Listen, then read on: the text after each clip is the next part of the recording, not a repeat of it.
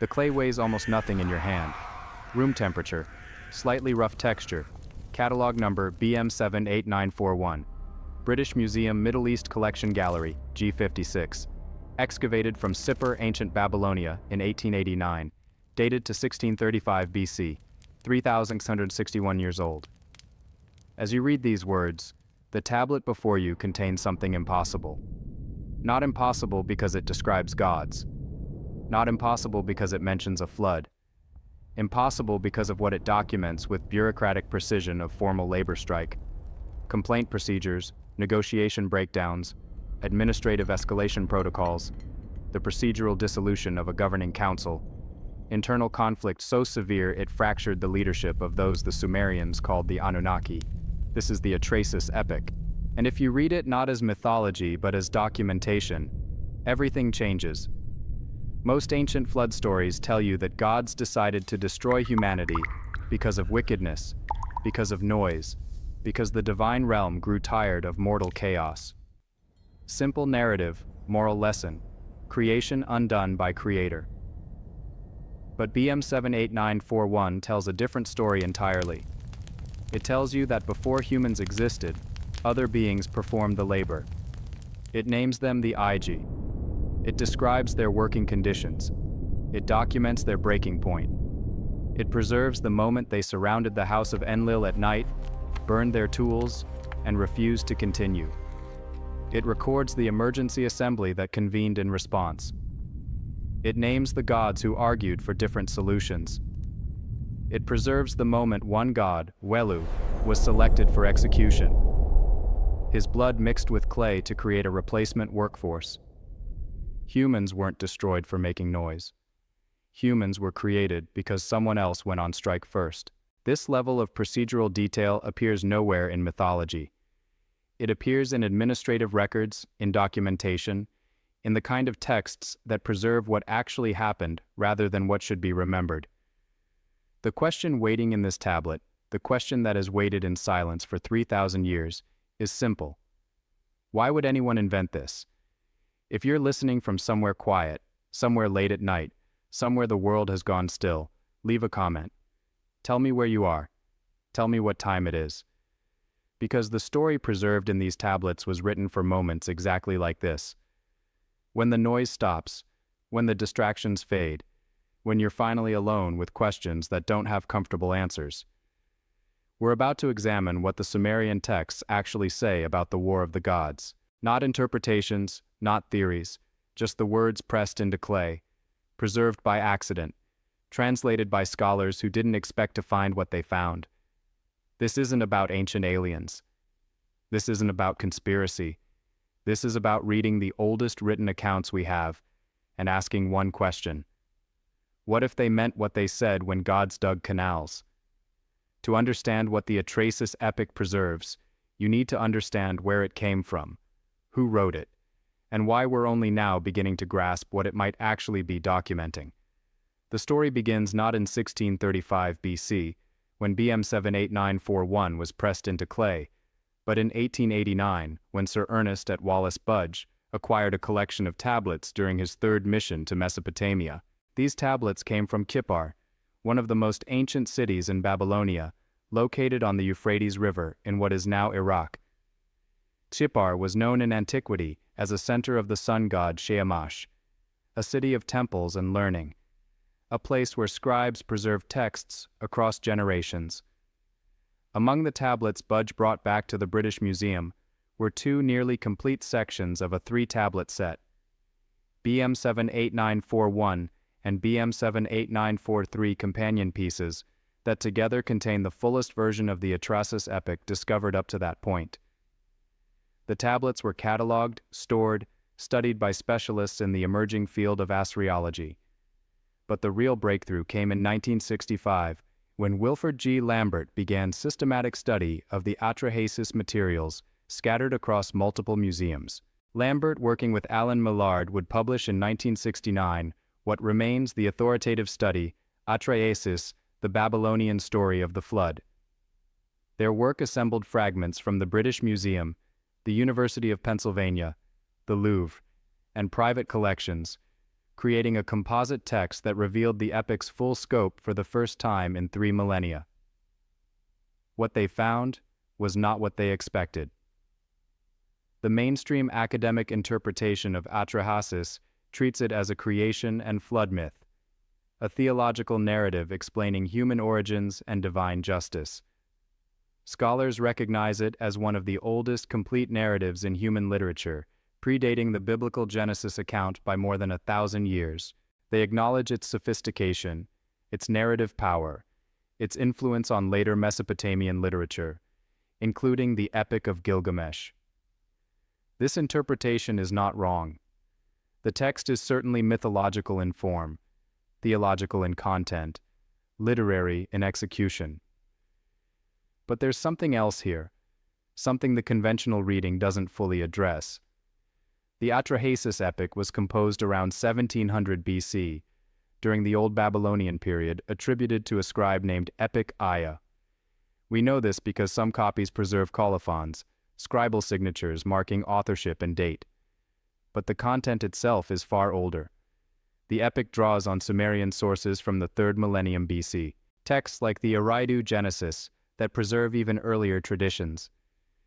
These are not freestanding inventions, but compilations, curated collections of inherited material. The Sumerians emerged in southern Mesopotamia around 3500 BC, creating the world's first urban civilization in the land between the Tigris and Euphrates rivers.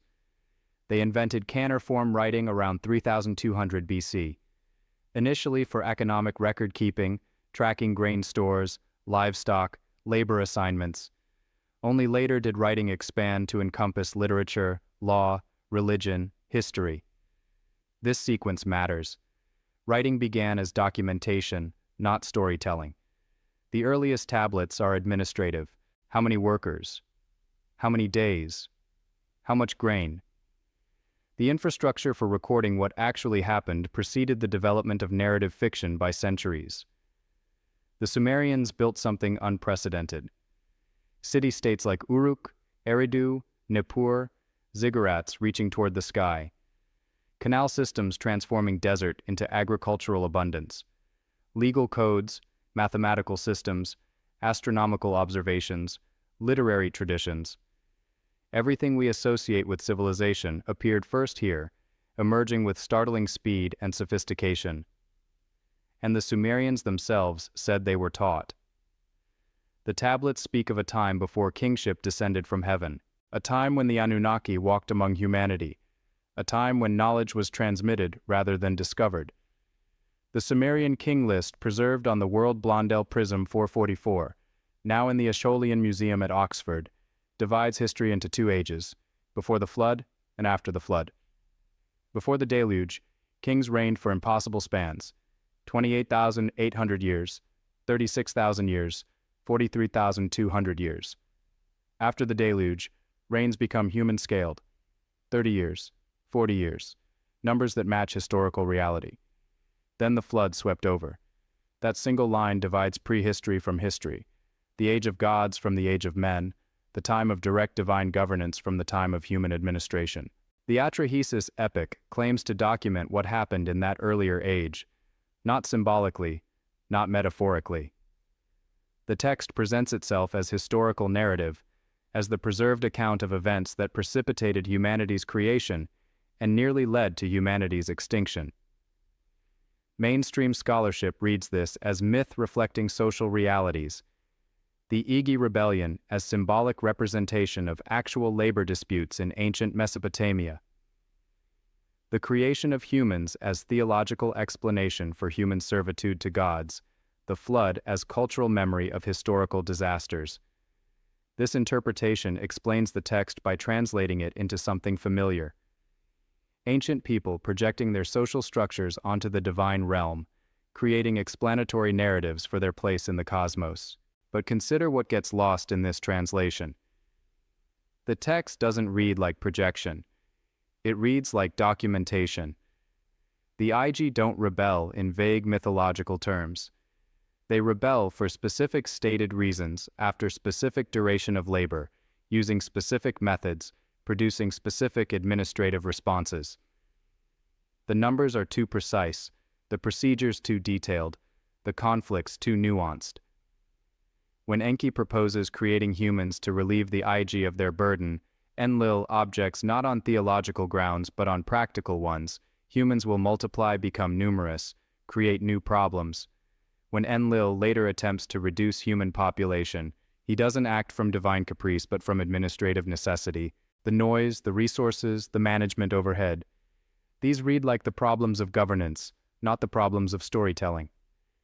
And there's another anomaly the conventional reading struggles to address: consistency across independent sources. The flood narrative appears in at least 3 textual traditions: the Sumerian Eridu Genesis, the Akkadian Atra-Hasis, and Tablet C of the Gilgamesh Epic. These sources share not just the broad outline, but specific details. The warning given in secret, the boat's dimensions, the landing on a mountain, the birds sent out to test conditions, the sacrifice afterward, the divine regret. Independent attestation of this precision suggests either remarkable literary coordination across centuries and cultures, or preservation of a shared core account. The texts present themselves as records. What if we took them at their word? The geography of divine labor. Open the Atra-Hasis tablets, and you encounter something unexpected: geography. Not the vague geography of myth in the beginning in a distant land, but specific verifiable geography. Rivers, cities, regions, infrastructure projects described with the precision of engineering documents. The epic opens with a situation. The Anunnaki assigned the Igigi to dig the Tigris and Euphrates rivers, not metaphorical rivers. The actual Tigris and Euphrates, the twin waterways that define Mesopotamia, that made civilization possible in an otherwise hostile landscape. This is the first oddity. Creation myths typically begin with cosmic origins: the separation of earth and sky, the ordering of chaos, the emergence of land from primordial waters. But Atra-Hasis begins with infrastructure, with public works, with a specific problem of water management in southern Mesopotamia. The tablet states that the Igigi performed this labor for 40 years, digging the rivers, clearing the channels, dredging the waterways, maintaining the flow.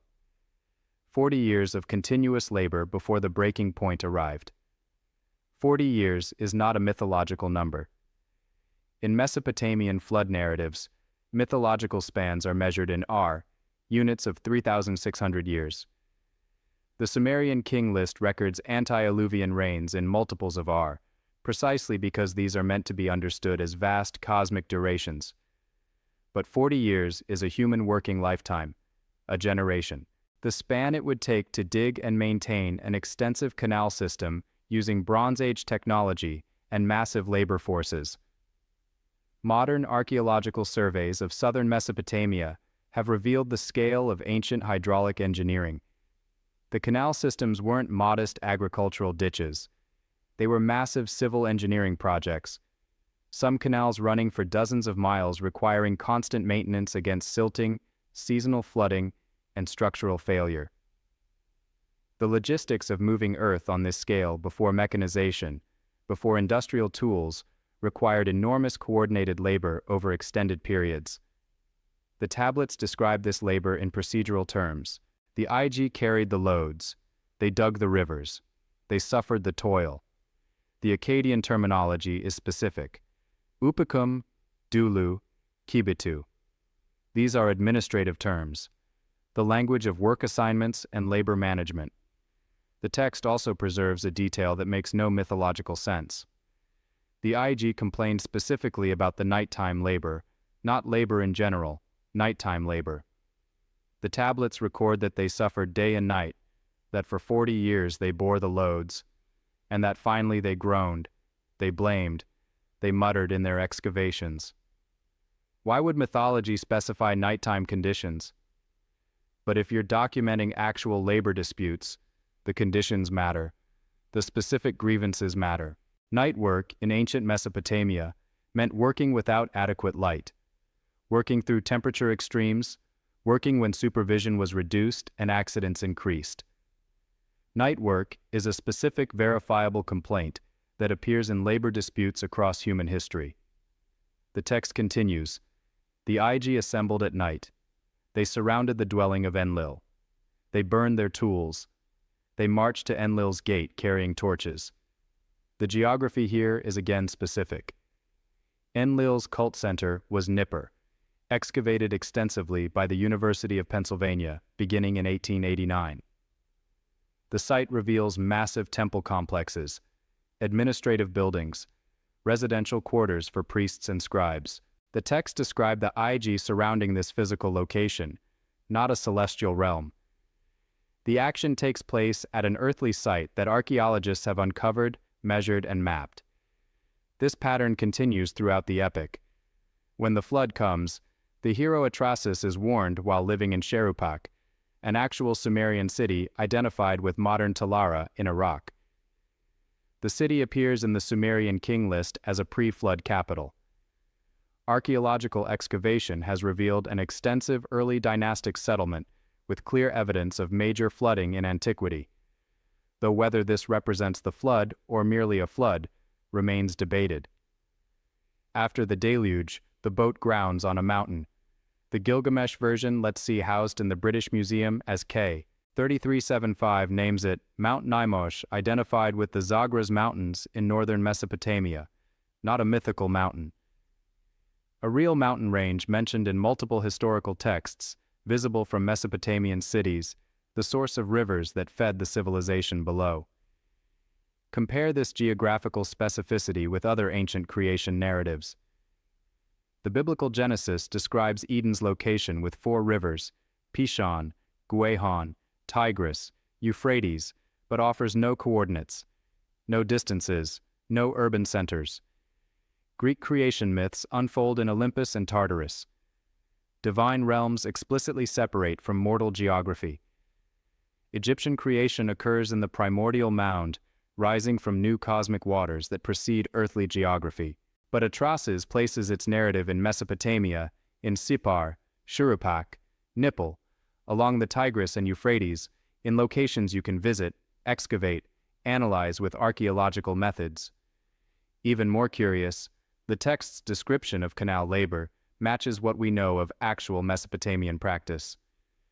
Administrative tablets from the year 3, period 2112-2004, record organized labor forces assigned to canal maintenance. These texts list worker names, ration distributions, project supervisors, labor durations. They document a sophisticated system of core labor that built and maintained the infrastructure supporting Mesopotamian civilization.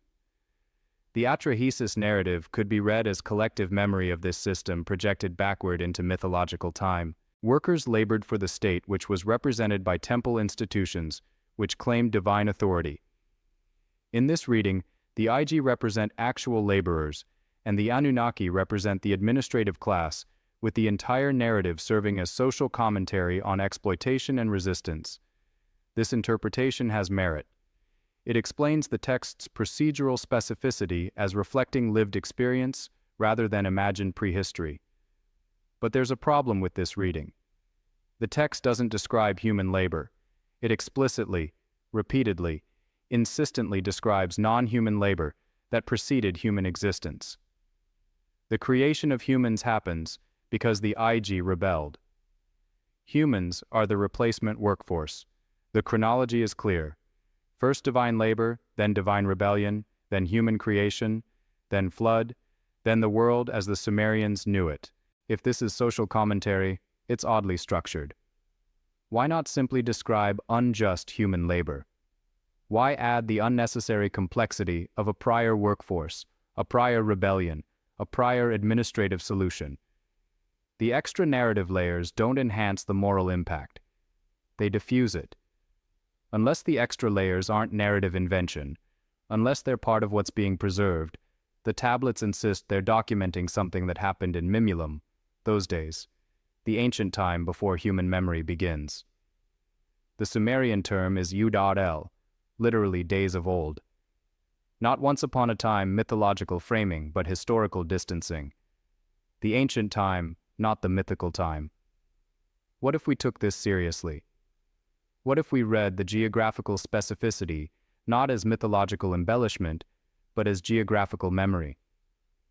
What if the infrastructure projects described in Atra-Hasis were remembered because they were observed, documented, and preserved?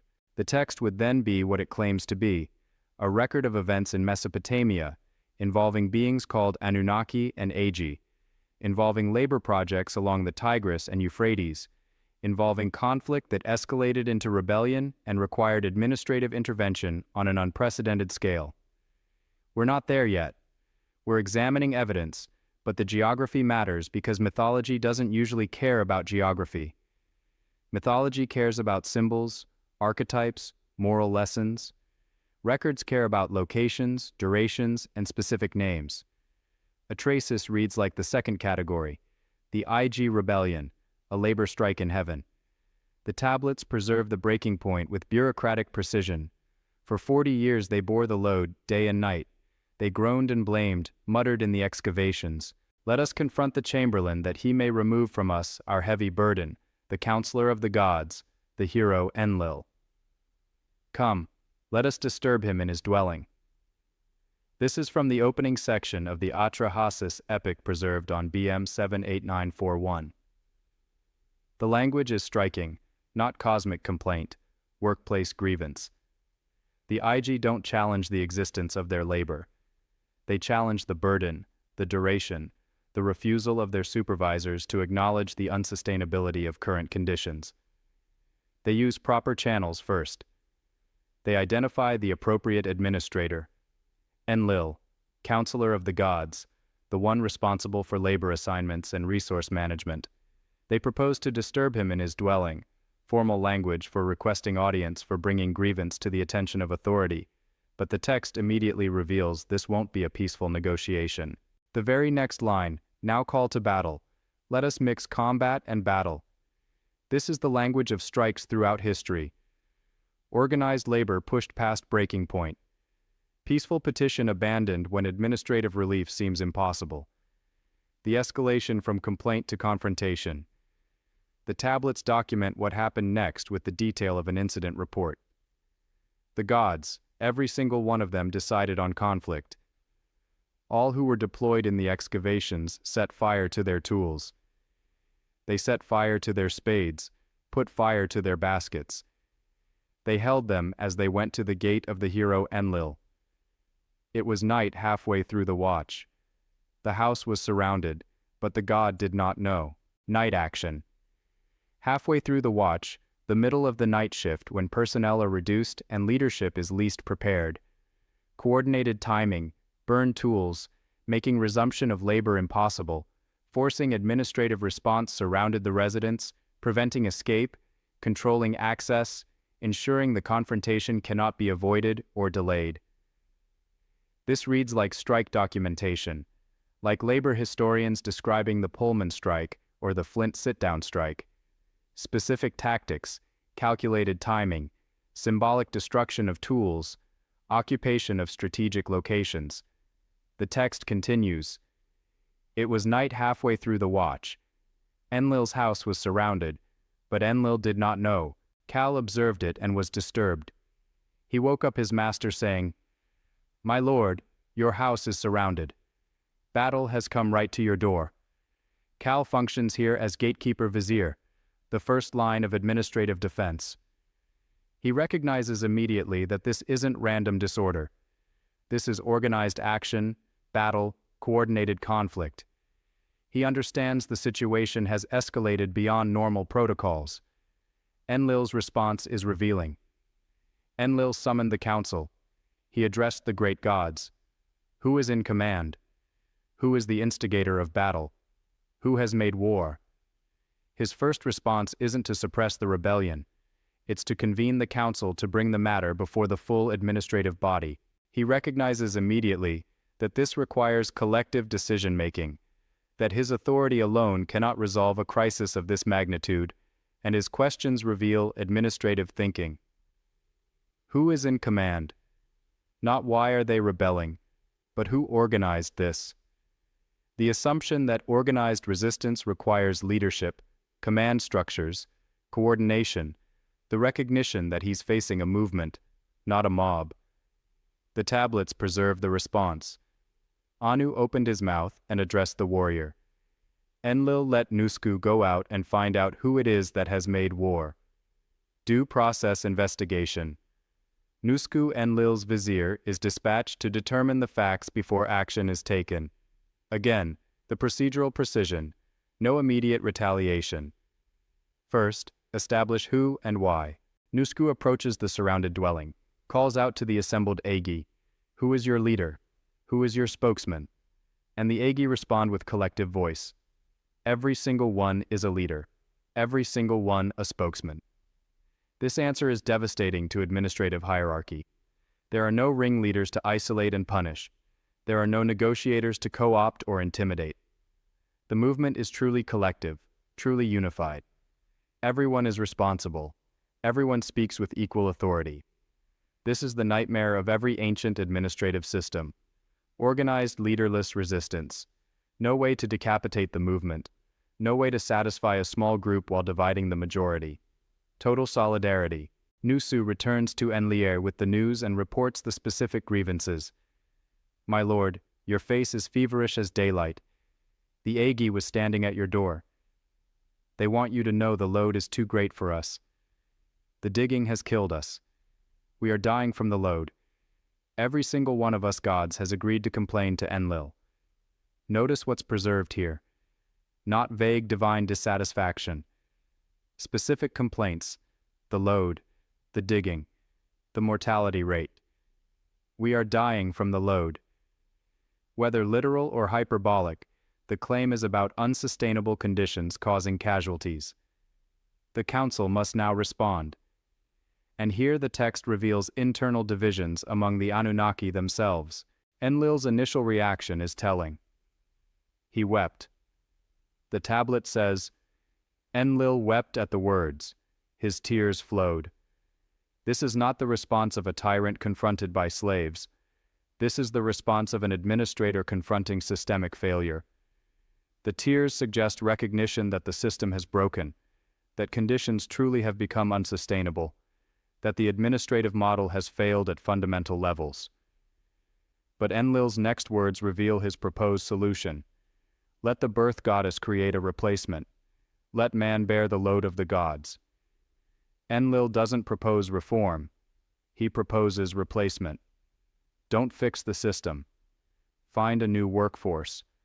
The logic is pure administrative pragmatism. The labor must continue. The projects must be maintained. So if the current workforce has failed, commission a replacement.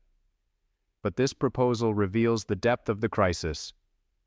Creating an entirely new category of being to solve a labor dispute is not incremental adjustment.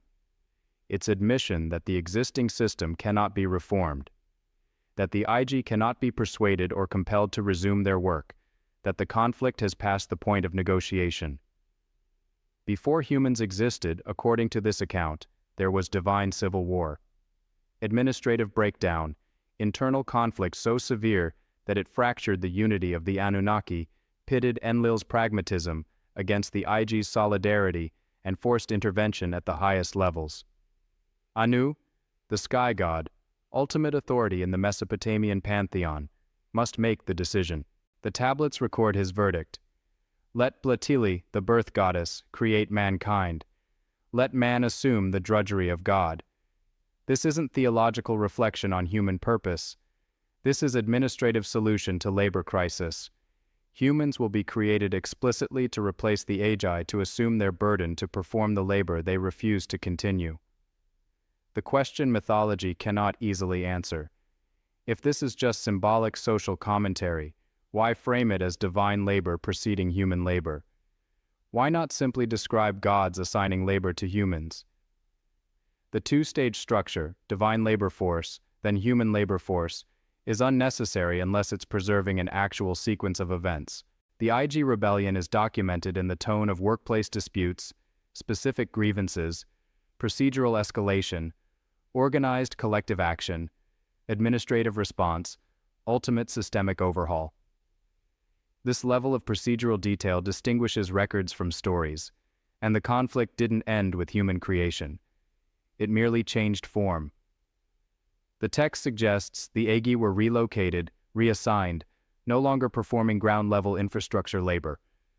But the division between Igigi and Anunnaki, between administrative class and working class, between those who commanded and those who performed, remained inscribed in the structure of the cosmos as the Sumerians understood it.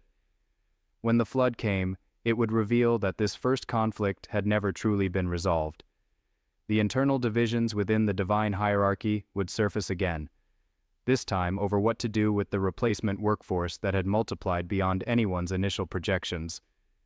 The War of the Gods wasn't a single battle. It was an ongoing administrative breakdown that human creation interrupted but never solved. The council that decided everything. The Anunnaki assembly appears repeatedly in Mesopotamian texts, always with the same basic structure: a council of 7 who decree fate, a larger assembly of 50 great gods, and beyond them, the full collective of divine administrators. This isn't the fluid personality-driven pantheon of Greek mythology or the strict hierarchical monarchy of later monotheistic traditions. This is committee governance, administrative consensus, decision by assembly.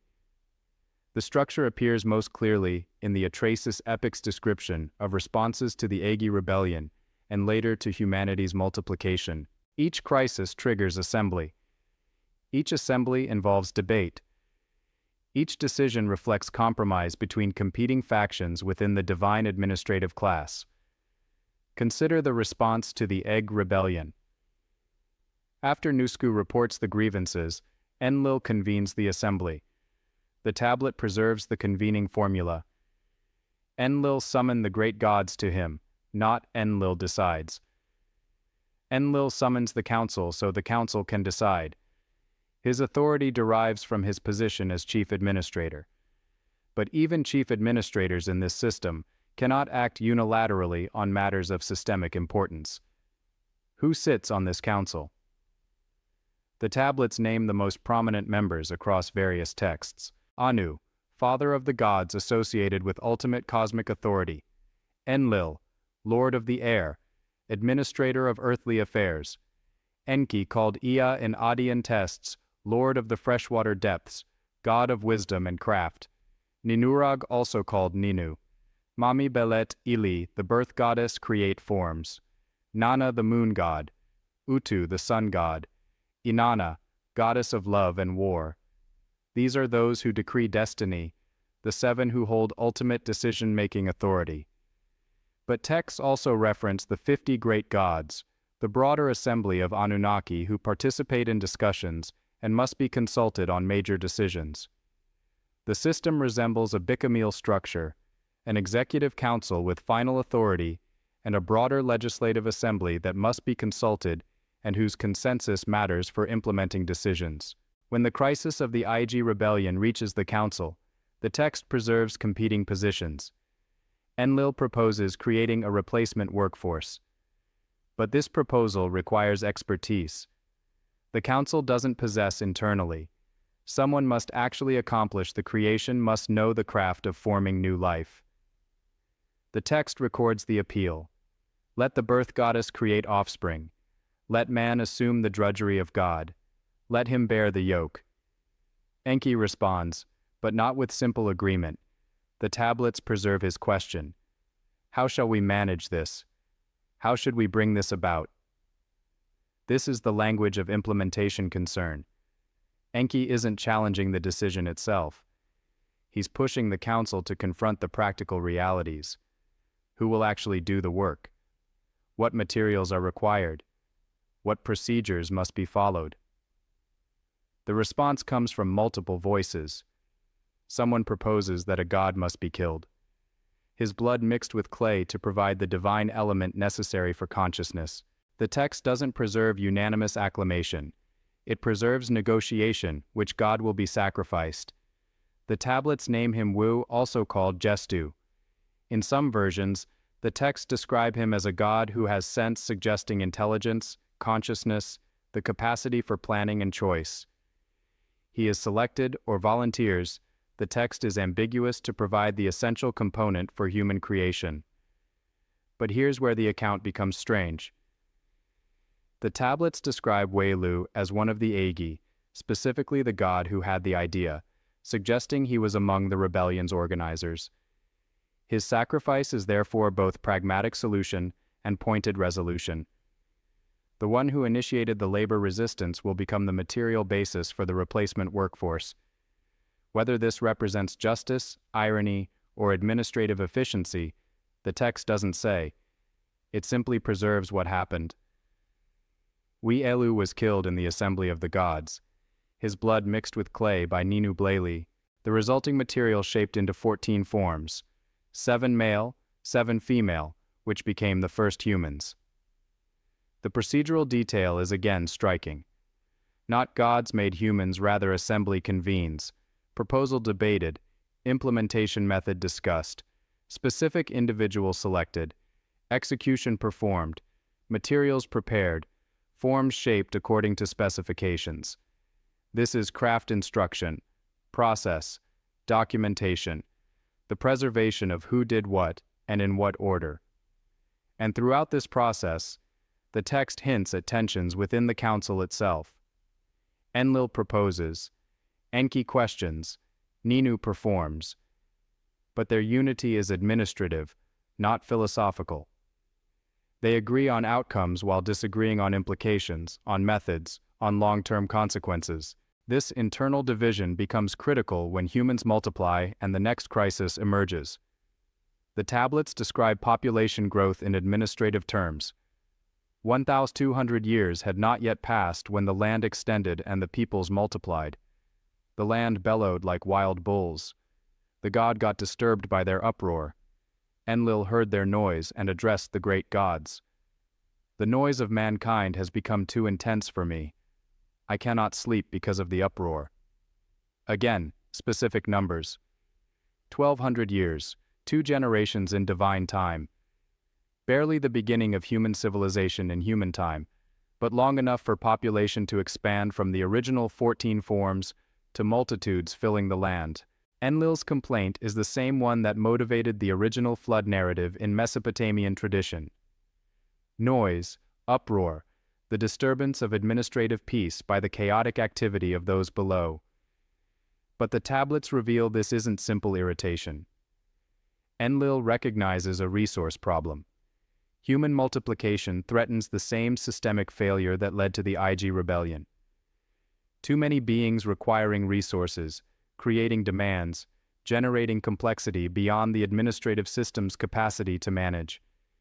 Enlil proposes solutions in escalating sequence. First plague, let disease break out and put an end to their noise. The council agrees disease comes. But Enki, god of wisdom, teaches humanity healing knowledge. The population recovers. Second, drought. Let the rain be withheld from above. Let the floodwater be cut off from below. The council agrees. Famine comes, but Enki opens the gates of the deep, provides sustenance from underground waters. Humanity survives. Third, more severe drought. Let the clouds pile up but not release their rain. Let the fields become white with salt. Total agricultural collapse. The text describes horrifying conditions: cannibalism, parents consuming children, society disintegrating, but still Enki intervenes. Still, humanity persists. These accounts reveal deep conflict within the divine assembly. Enlil repeatedly proposes population reduction. The council repeatedly agrees, but Enki repeatedly subverts implementation. The assembly is divided between those prioritizing administrative efficiency and those advocating for the created workforce's survival. This isn't personality conflict. It's philosophical division about the purpose and status of humanity. Are humans merely tools to be managed? Are they beings with inherent value? Do their creators have obligations toward them? The texts don't philosophize explicitly. They document actions, but the actions reveal competing positions within the Anunnaki Council that ultimately lead to its greatest crisis. When plague and drought fail to sufficiently reduce human population, Enlil proposes the final solution: complete destruction. A flood to wipe the earth clean, to reset to pre-human conditions, to eliminate the administrative burden humanity has become. The council meets. The seven who decree fate convene in formal assembly.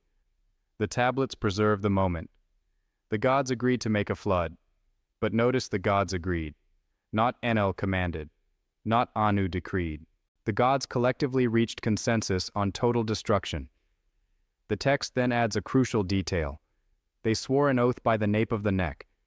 They swore to keep the matter secret. An oath of silence. A conspiracy of the entire divine council to conceal from humanity what was coming. More than agreement, a binding commitment to prevent any warning, any chance for survival, any intervention that might preserve the workforce they had decided to eliminate. Every god swore this oath, including Enki, but Enki would break it. And in breaking it, he would expose the final fatal division within the Anunnaki Council. The division between those who saw humans as failed experiment and those who saw them as trust, as responsibility, as beings whose existence created obligations their creators could not simply terminate for. Administrative convenience. The council that decided everything ultimately couldn't hold together. The same internal tensions that produced the Igigi Rebellion would surface again in the decision to flood the earth and in one god's choice to defy unanimous consent. Governance by assembly works until assembly can no longer achieve genuine consensus. When fundamental philosophical divisions emerge, voting becomes hollow, oaths become fragile, and the system breaks. The Anunnaki assembly would survive the flood, but its unity would not. Enki and Enlil, the brothers at war. The conflict between Enki and Enlil runs through Mesopotamian literature like a fracture line through bedrock. Every major crisis in divine-human relations reveals the same division. Enlil advocating control, order, limitation. Enki advocating preservation, knowledge, intervention on humanity's behalf. The pattern is so consistent across independent texts that it suggests something more than literary convention. The tablets present them as brothers, though the precise family relationships in Mesopotamian theology remain complex and sometimes contradictory across different textual traditions. What remains consistent is their opposing philosophies and their competing visions for how to manage creation. Enlil is lord of the air associated with wind, storm, and authority. His cult center was Nippur, the religious capital of Sumer, where the assembly of gods convened and where kingship was believed to derive its legitimacy. In the administrative structure preserved in the texts, Enlil functions as chief executive, the one who implements the will of Anu, the one who manages earthly affairs. Enlil's character, as revealed through his actions in the tablets, is that of an administrator focused on systems, order, and sustainability. When the Igigi rebel, he doesn't punish them. He seeks a systemic solution. When humans multiply beyond projected capacity, he doesn't respond with anger, but with administrative measures. Reduce the population to manageable levels. His decision M is rational, systematic, focused on long-term administrative viability. The texts never portray him as evil or capricious. He is simply committed to a vision of order that treats humans as tools within a larger system, subject to the same resource management principles as grain stores or livestock. Enki is lord of the Abzu, the freshwater depths beneath the earth, source of rivers, wells, and fertility. His cult center was Eridu, believed by the Sumerians to be the first city, the place where civilization began.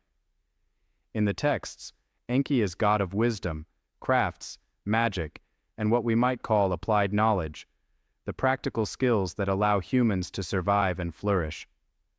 Enki's character consistently reveals someone who sees humans not as administrative burden, but as project, as responsibility, as beings whose existence creates obligations.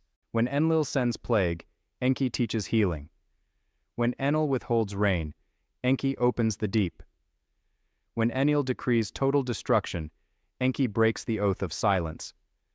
The pattern is so consistent that later Mesopotamian tradition would explicitly characterize Enki as friend of humanity, the divine advocate whose interventions repeatedly saved the created workforce from the administrative decisions of the council. But the text suggests the conflict between these brothers runs deeper than differing management philosophies. The conflict is about the nature of creation itself, about what obligations creators bear toward what they have made, about whether beings with consciousness can be treated purely as means rather than ends. This philosophical conflict surfaces most clearly in the flood narrative preserved across multiple sources. The Atra-Hasis Epic, the Eridu Genesis CBS 10673, University of Pennsylvania Museum, and Tablet C of the Gilgamesh Epic 3375, British Museum. All three sources preserve the same essential sequence. The divine council decides to destroy humanity through flood. The gods swear an oath of secrecy. Enki finds a way to warn his chosen human without technically breaking the oath. The human builds a boat according to specific dimensions. The flood comes. The boat survives. The gods, seeing the devastation they've caused, respond with regret. But each version adds details that illuminate the Enkian conflict. In the Atra-Hasis version, the text explicitly states that Enki swore the oath along with all the other gods. He was bound by the same agreement. His subsequent warning to Atra-Hasis is therefore not righteous defiance of an unjust decree. It's oath-breaking, betrayal of collective decision, subversion of legitimate governance. The text preserves Enki's method. He doesn't speak directly to Atra-Hasis. Instead, he speaks to a wall addressing the reed house where Atra-Hasis sleeps. Wool, listen to me. Reed house, pay attention to my words. Then, still addressing the wall, Enki gives explicit instructions. Tear down your house, build a boat, abandon possessions, seek life, reject goods, save your life, take aboard the boat seed of all living things. The boat you will build, its dimensions shall be equal. The text continues with precise specifications: length, width, height, materials, construction method, waterproofing technique. This isn't vague divine guidance. This is engineering instruction detailed enough that the Epic of Gilgamesh version, which preserves more complete specifications, has been analyzed by maritime historians who confirm the design would produce a seaworthy vessel. Atra-Hasis, presumably awake behind the wall, hears these instructions meant for the architecture. Enki has technically kept the oath. He didn't tell a human about the flood. He told a wall that the human overheard is mere coincidence. This is lawyer logic. This is someone finding technicalities in binding agreements because they fundamentally disagree with the decision but lack the authority to overturn it. This is subversion dressed as compliance. When the flood comes, the texts describe divine reaction in surprisingly emotional terms. The gods huddled together like a dog crouched in the open. They realize the magnitude of what they've done. The tablets preserve this moment. The Anunnaki wept with her. The gods sat down weeping. Who is her? Ninu, the birth goddess who shaped humans from clay and divine blood. The texts preserve her specific lament. The old days have turned to clay. My own offspring have become like flies. As for me, how could I give birth to them? My offspring, I have given birth to them. Where have they gone? This is the cry of someone witnessing the destruction of what she made, what she birthed, what carried her creative investment. The goddess of human creation, Griava's human extinction. And the texts preserve that even Enlil, even the one who proposed this solution, is overwhelmed by the result. When the waters recede, an Atra-Hasis emerges from the boat to make sacrifice. The smell of the offering reaches the gods. The tablets record. The gods smelled the sweet savor. The gods gathered like flies over the sacrifice. They were starving with humanity destroyed. Who performs the labor? Who makes offerings? Who maintains the temples? The administrative solution has created a new crisis. Without the workforce, the entire system collapses. It's in this moment that Endel arrives and sees the boat, sees survivors, realizes immediately what happened. The tablet preserves his fury. Who came out alive? No man was to survive the destruction. Enki's response is preserved in the Gilgamesh version. "It was I who let Utan-Napishti hear of the secret plan. I let him hear the god's decision. Direct admission. Oath-breaking confirmed. Enlil confronts the source of the betrayal. But what's striking is what happens next. Enlil doesn't punish Enki. The tablets describe no divine combat, no reduction in status, no consequences for defying unanimous council decision. Instead, Enlil approaches the boat. He touches the foreheads of Utan-Pishti, the Gilgamesh version's name for the flood hero, and his wife. He grants them immortality and relocates them far from human habitation. They shall live far away at the mouth of the rivers. This is admission of error. This is recognition that complete destruction was wrong. The Enki's intervention preserved something valuable. That the council's decision required correction even if it couldn't be openly reversed. The Enki-Enlil conflict isn't resolved by the flood. It's exposed by it. And what's exposed is a fundamental division within the Anunnaki administration about the status of humanity, the obligations of creators, the balance between order and mercy. Later Mesopotamian texts continue to reflect this division. In the Epic of Gilgamesh, when Gilgamesh seeks immortality, it's to Utapishti he travels, the one human who achieved it through Enki's intervention. In the Sumerian texts about early civilization, it's Enki who grants knowledge to humanity, agriculture, writing, city building, laws. Enlil remains the administrator of order. Enki remains the advocate of knowledge, and between them remains the unresolved question, what are humans for? What do we owe what we create? The tablets don't answer this question. They preserve that it was asked, that it divided the highest divine council, that it led to oath-breaking and near extinction, and the kind of conflict that echoes across millennia of subsequent literature. If this is mythology, it's mythology that wrestles with genuine ethical complexity.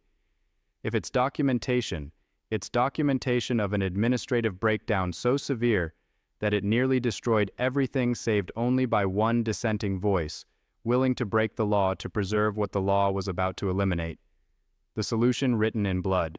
The creation of humans in the Atra-Hasis Epic is not gentle, not poetic, not the breath of life imagery of Genesis, or the careful crafting of Greek Promethean myth. It is procedural, biological, and disturbingly specific about what was required to produce beings with consciousness. The tablets preserve the method with the precision of experimental notes.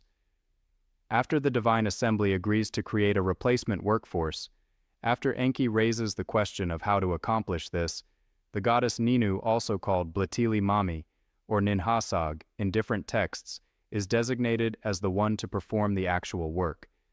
But she immediately identifies a problem. I cannot accomplish this alone. The work is Enki's. He is the purifier. Let him make everything ready. This exchange reveals that creation requires collaboration between the goddess of birth and the god of wisdom, the one who shapes forms and the one who understands procedures. Neither possesses complete knowledge. They must work together. The assembly then identifies what's needed: divine essence mixed with earthly material, specifically blood and clay. But not just any blood. The tablets specify, let them slay one god, and let the gods be purified by immersion. Let Nu mix clay with his flesh and blood. Let God and man be thoroughly mixed in the clay. One god must be killed. His blood will provide the divine element. His flesh will be incorporated into the material. The result will be a hybrid part, earth part divine capable of consciousness, but limited to mortality. The text names the god selected Yu, the god who has intelligence. Some versions call him Gestui, a name associated with understanding with the capacity to comprehend and plan. The selection is not random. The god chosen is specifically one associated with consciousness, suggesting the Mesopotamian understanding that consciousness must come from consciousness, that awareness cannot arise from purely material combination. The tablets preserve what happens next with unsettling detail. They slaughtered Wei who had intelligence in their assembly. Nu mixed clay with his flesh and blood. The act takes place in the assembly before witnesses with formal procedure. This is not murder. This is ritual execution, perhaps sacrifice, performed according to agreed specifications for a specific purpose. Nu then works with the material. The text describes her mixing clay with the divine blood, kneading it like a potter, preparing it for shaping. Enki supervises ensuring the procedure follows the necessary steps. The incantation preserved in the tablets suggests a formula repeated during the process. From the flesh of the god, let a spirit remain. Let it make the living know its sign. Lest he forget, let the spirit remain. The phrase, let the living know its sign, is enigmatic. What sign? The text doesn't specify, but the implication is that humans will carry some mark, some trace, some indication of their divine origin. Later, Mesopotamian tradition would develop the concept of the emu, the personal spirit that persists after death, derived from the divine blood mixed into human creation. The procedural detail continues. Nu shapes the clay into 14 forms, 7 male, 7 female. Why 14? The text doesn't explain, but 14 is twice 7, and 7 is the number of the great gods who decree fate. Perhaps the symbolism suggested complete representation, male and female, enough genetic diversity for a viable population. But the creation isn't finished. The tablets describe a gestation period. Ninu places the formed clay in her own womb, or in the wombs of 14 divine birth goddesses who assist her. The text is unclear. The forms must be gestated for a specified time, receiving whatever additional vitalization divine pregnancy provides. The text gives the duration 10 months. Human pregnancy, not divine time scale. Another indication that what's being created is fundamentally different from God's subject to biological constraints rather than cosmic ones. When the time arrives, the births occur. The tablets preserve Nu's declaration, I have created, my hands have made. The midwife shall rejoice in the house of the woman who gives birth. When the mother of the child gives birth by herself, then the newborn's head shall be freed. This passage has puzzled translators. It seems to establish protocols for human childbirth going forward. Women will give birth themselves, assisted by midwives, without requiring divine intervention for each individual birth. The first 14 births require divine gestation. All subsequent births will occur naturally. Human mothers capable of reproducing without ongoing divine involvement. It's a strange detail to include in a creation myth, but it makes perfect sense in procedural documentation. Specify the initial process, then clarify that the system is now self-sustaining, that humans can reproduce independently, that the creation is complete and requires no further divine manufacturing. The tablets then describe humanity taking up the burden the Igigi refused. The Anunnaki assigned the new workforce to the same tasks: digging canals, maintaining waterways, constructing temples, providing offerings. The administrative system continues now with a different labor force. But humans carry something the Igigi did not: the blood of a god who possessed intelligence mixed into their very substance. They are mortal, limited, constrained by biological necessity. But they are not merely automata. They have the spirit that makes them know their origin, that gives them capacity for thought, planning, choice. The tablet suggests this was not entirely anticipated. Creating a workforce capable of performing complex labor required granting cognitive capacity. But cognitive capacity includes more than the ability to follow instructions.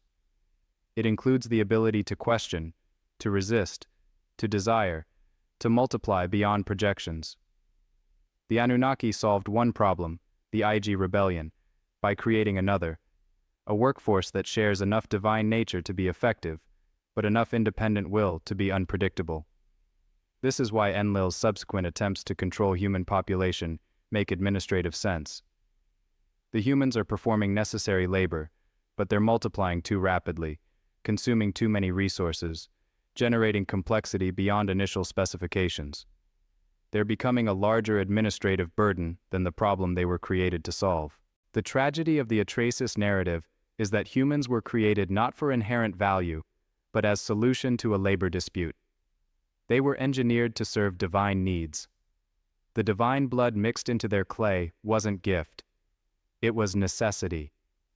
The minimum consciousness required for them to perform required functions. But once consciousness exists, it generates its own purposes. Once beings can think, they can think about their situation.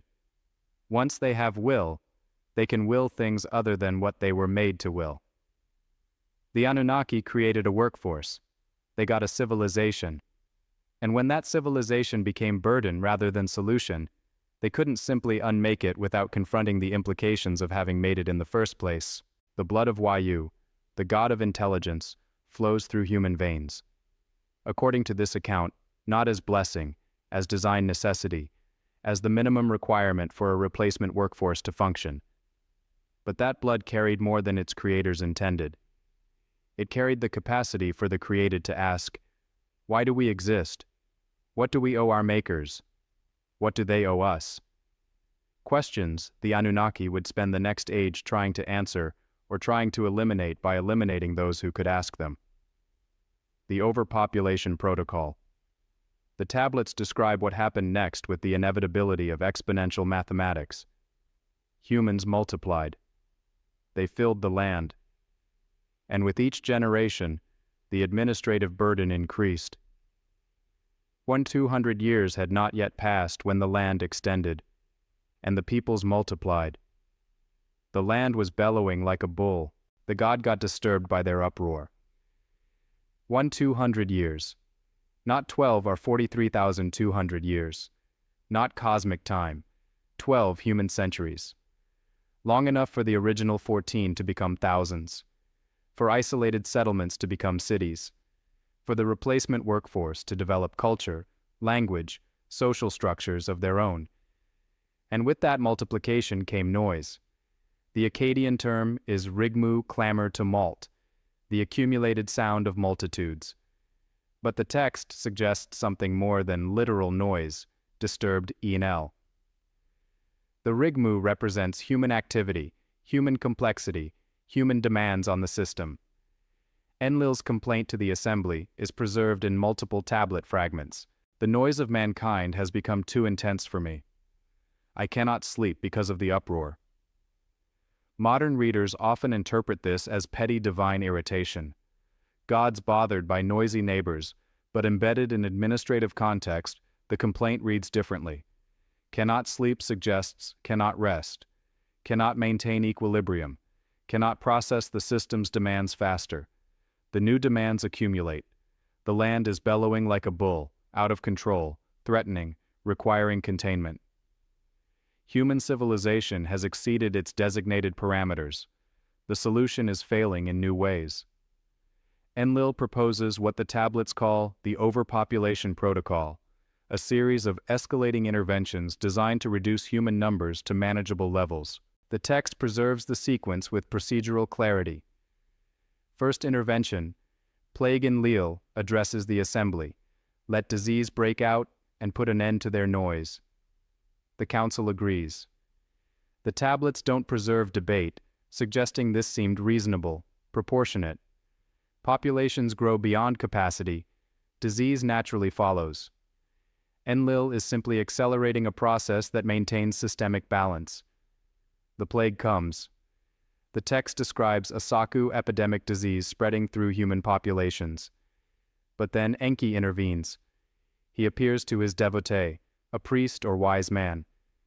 The text isn't specific and teaches healing knowledge, incantations, herbal preparations, medical procedures, the information humans need to fight the disease and survive. The plague subsides, population recovers, the noise returns. 200 more years pass. The pattern repeats, multiplication noise. Enlil's complaint. But this time, having learned from the first failure, Enlil proposes more severe intervention. Second intervention, drought. cut off water from above and below, stop the rain, close the underground springs, force agricultural collapse through resource deprivation. Again, the assembly agrees. Again, the intervention is implemented. The tablets describe the results. Let a dad withhold his rain. Let the floodwater not come up from the depths. Let the wind blow and dry up the ground. Let the clouds pile up but not release their rain. Let the field become white with salt. The language is agricultural disaster. Fields becoming white with salt describes soil death, the irreversible transformation of farmland into waste. This isn't gentle population pressure. This is targeted destruction of food production. The text describes famine, growing desperation, social breakdown. But again, Enki intervenes. He opens the Abzu, his domain, the freshwater depths. He provides water from underground sources, teaches irrigation from springs, ensures human survival despite the withholding of rain. The pattern repeats a third time, 200 more years.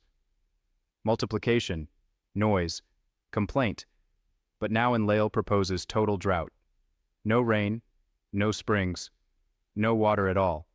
Complete agricultural annihilation. The tablets preserve horrifying detail. 1 year they ate vegetation. The second year they felt the itch. When the third year came, their features were altered by hunger. Their faces were encrusted. They were living on the verge. Their faces looked sallow. They went out in the street hunched over. The description continues. Cannibalism. Parents eating children. Social collapse into survival desperation. The tablets don't flinch from documenting complete systemic failure. Yet, even in these conditions, the text suggests Enki found ways to provide minimal sustenance. Fish from the depths, resources from his domain, enough to keep remnant populations alive. The pattern reveals something significant. Enlil proposes systematic solutions to overpopulation. The assembly agrees, but Enki consistently subverts implementation. The conflict isn't between Enlil's proposals and assembly rejection. It's between assembly decision and Enki's refusal to allow those decisions to fully execute. This is administrative did. The system cannot function when one member of the executive council consistently sabotages agreed-upon decisions.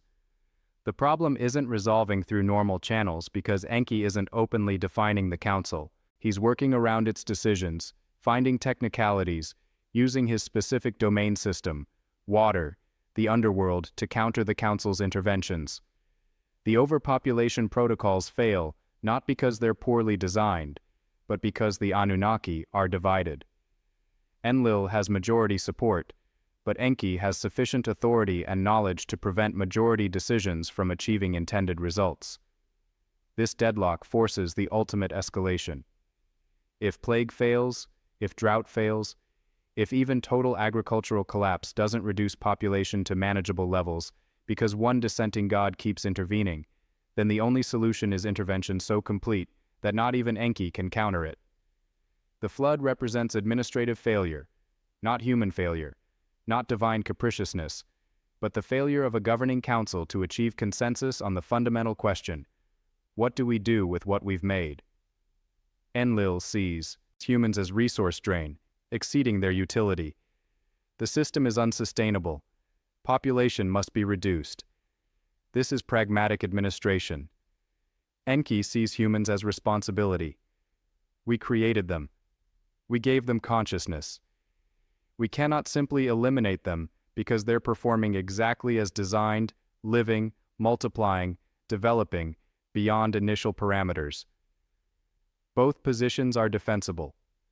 The conflict is genuinely about competing values, system stability versus creative obligation, administrative efficiency versus ethical constraint.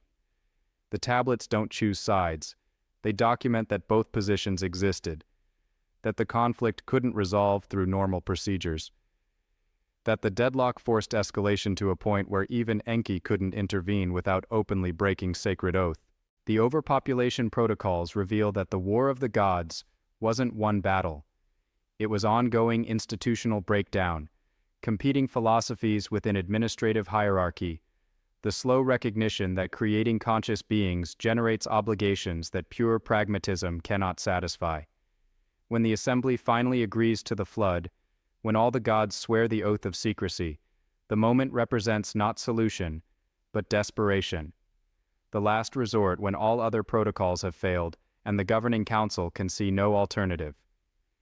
But desperation produces fragile consensus. Oaths sworn under duress don't bind as firmly as oaths sworn from genuine agreement. And when one god finds a technicality speaking to walls instead of humans, preserving seeds while maintaining oath letter, the entire edifice of forced anonymity shatters. The overpopulation protocols failed. The flood would fail differently, but fail nonetheless. And afterward, the Anunnaki would face the question they'd been avoiding since human creation. If we cannot eliminate them and they will not remain within design parameters, then what exactly have we made and how do we live with it? When one god broke ranks, the oath was binding, sacred, sworn by the nape of the neck, a gesture in Mesopotamian culture that indicated absolute commitment, the pledge of one's very life to the agreement. All the gods swore the flood would come and humanity would not be warned. The tablets preserved the formula. They swore an oath by the nape of the neck. They swore to keep the matter secret. This wasn't casual agreement. This was formal compact, the kind of sworn commitment that bound divine administration the way contracts bound human relations. To break such an oath was to violate the fundamental principle of collective governance that once consensus is reached and formally affirmed, all parties implement the decision.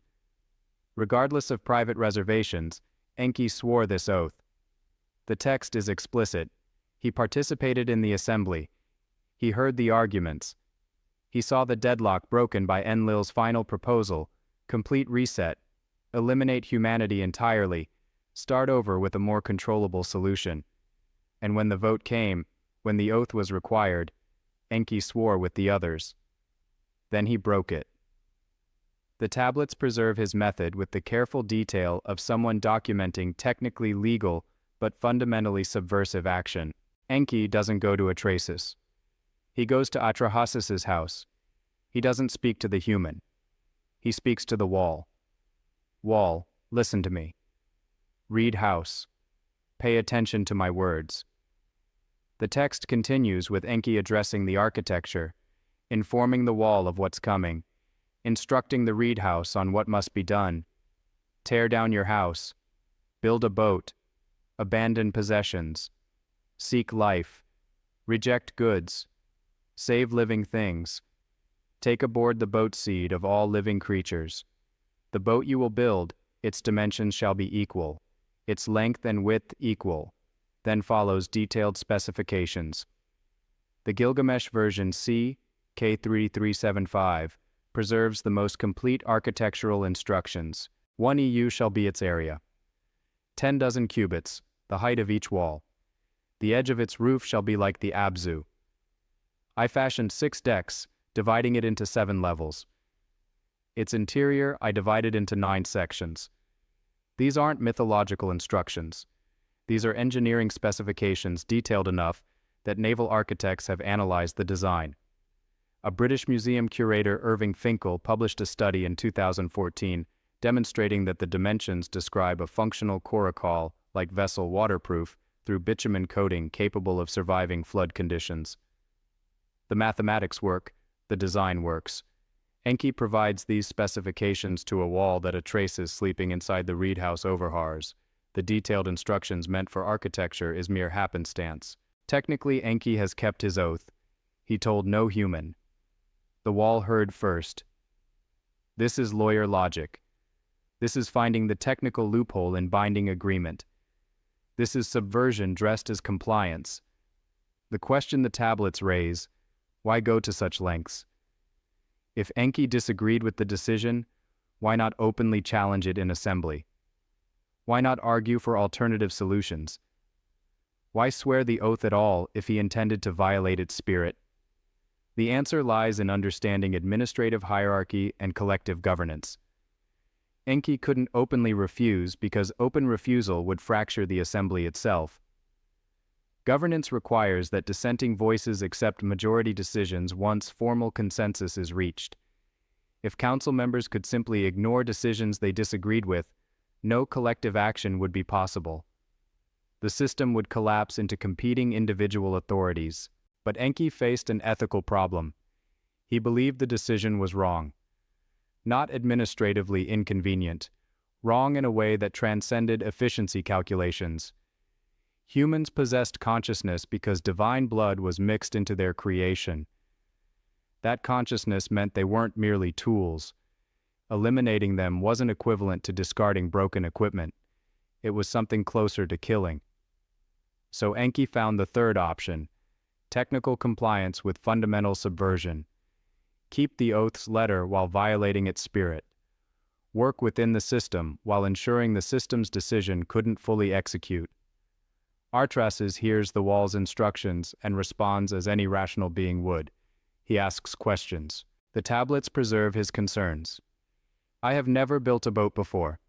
I do not know this craft. Teach me the procedure. And Enki does. Speaking still to the wall, addressing still the reed house. He provides additional instruction, construction sequence, material requirements, timeline, 7 days to build the vessel. Loaded on the 7th day with family, craftsmen, animals, seed grain. When the time comes, enter the boat and seal the door. The text indicates Atra-Hasis follows these instructions precisely. He constructs the vessel according to specifications. He gathers what's needed. He waits for the sign Enki described when Shamash announces the time.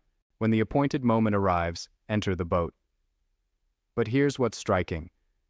The tablets suggest Atreus understood the magnitude of what he was hearing. He doesn't simply accept the warning and act. He questions. He requires instruction.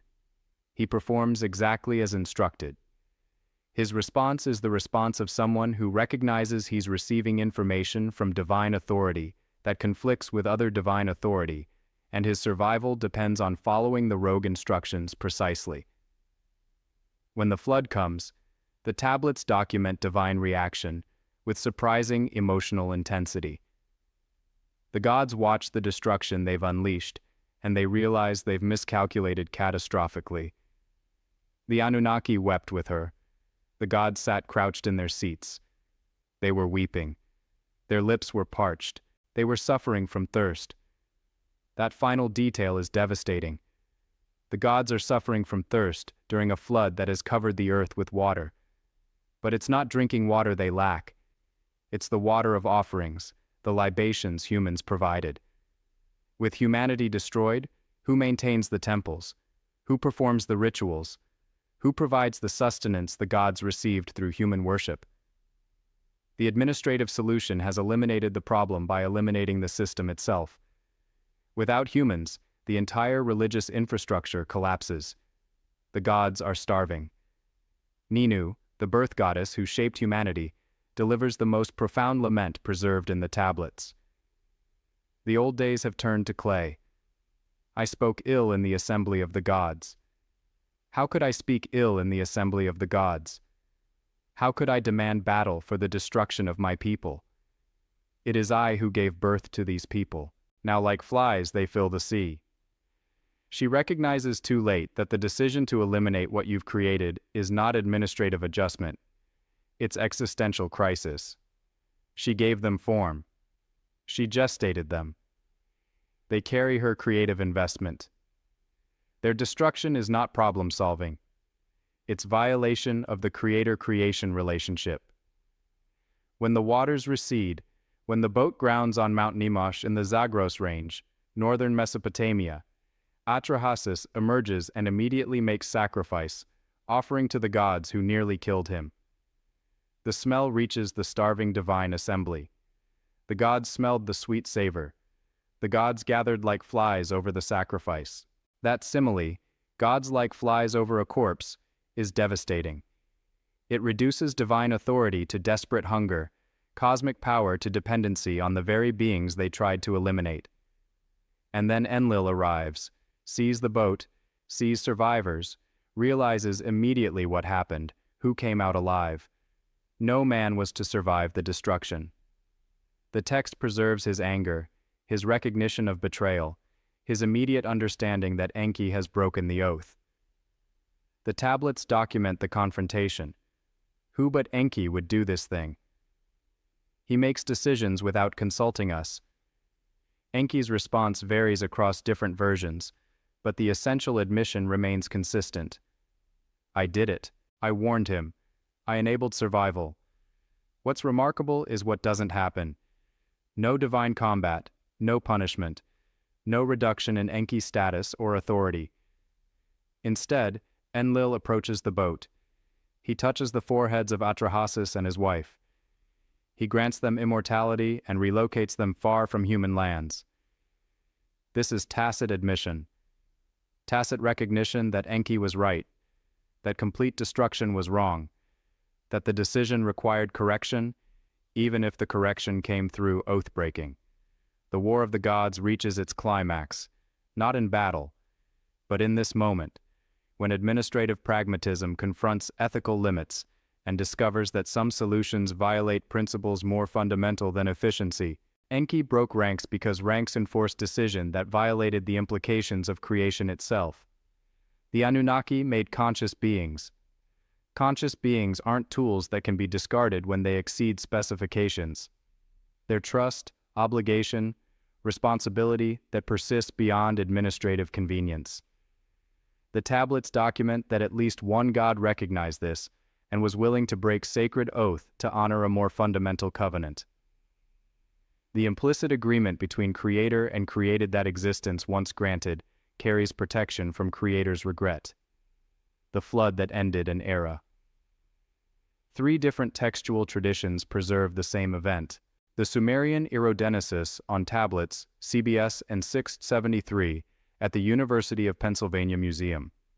The Old Babylonian Atra-Hasis Epic on BM 78941 and related fragments at the British Museum. Tablet C of the Standard Babylonian Gilgamesh Epic, also at the British Museum as K375.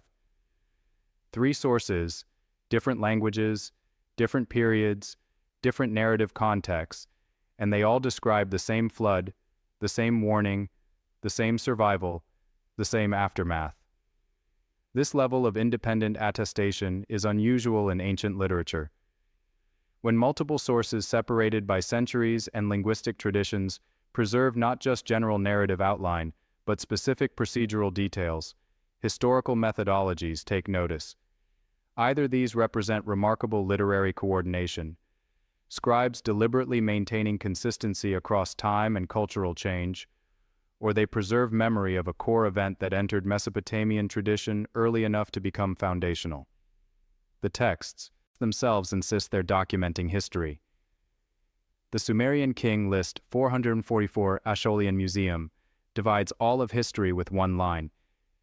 Then the flood swept over. Everything before is antediluvian, the age of impossibly long rains when gods walked the earth. Everything after is historical, the age of human kings with human lifespans ruling in documented sequences that align with archaeological records. The flood is the hinge between prehistory and history, between divine governance and human administration, between the world as it was and the world as it became.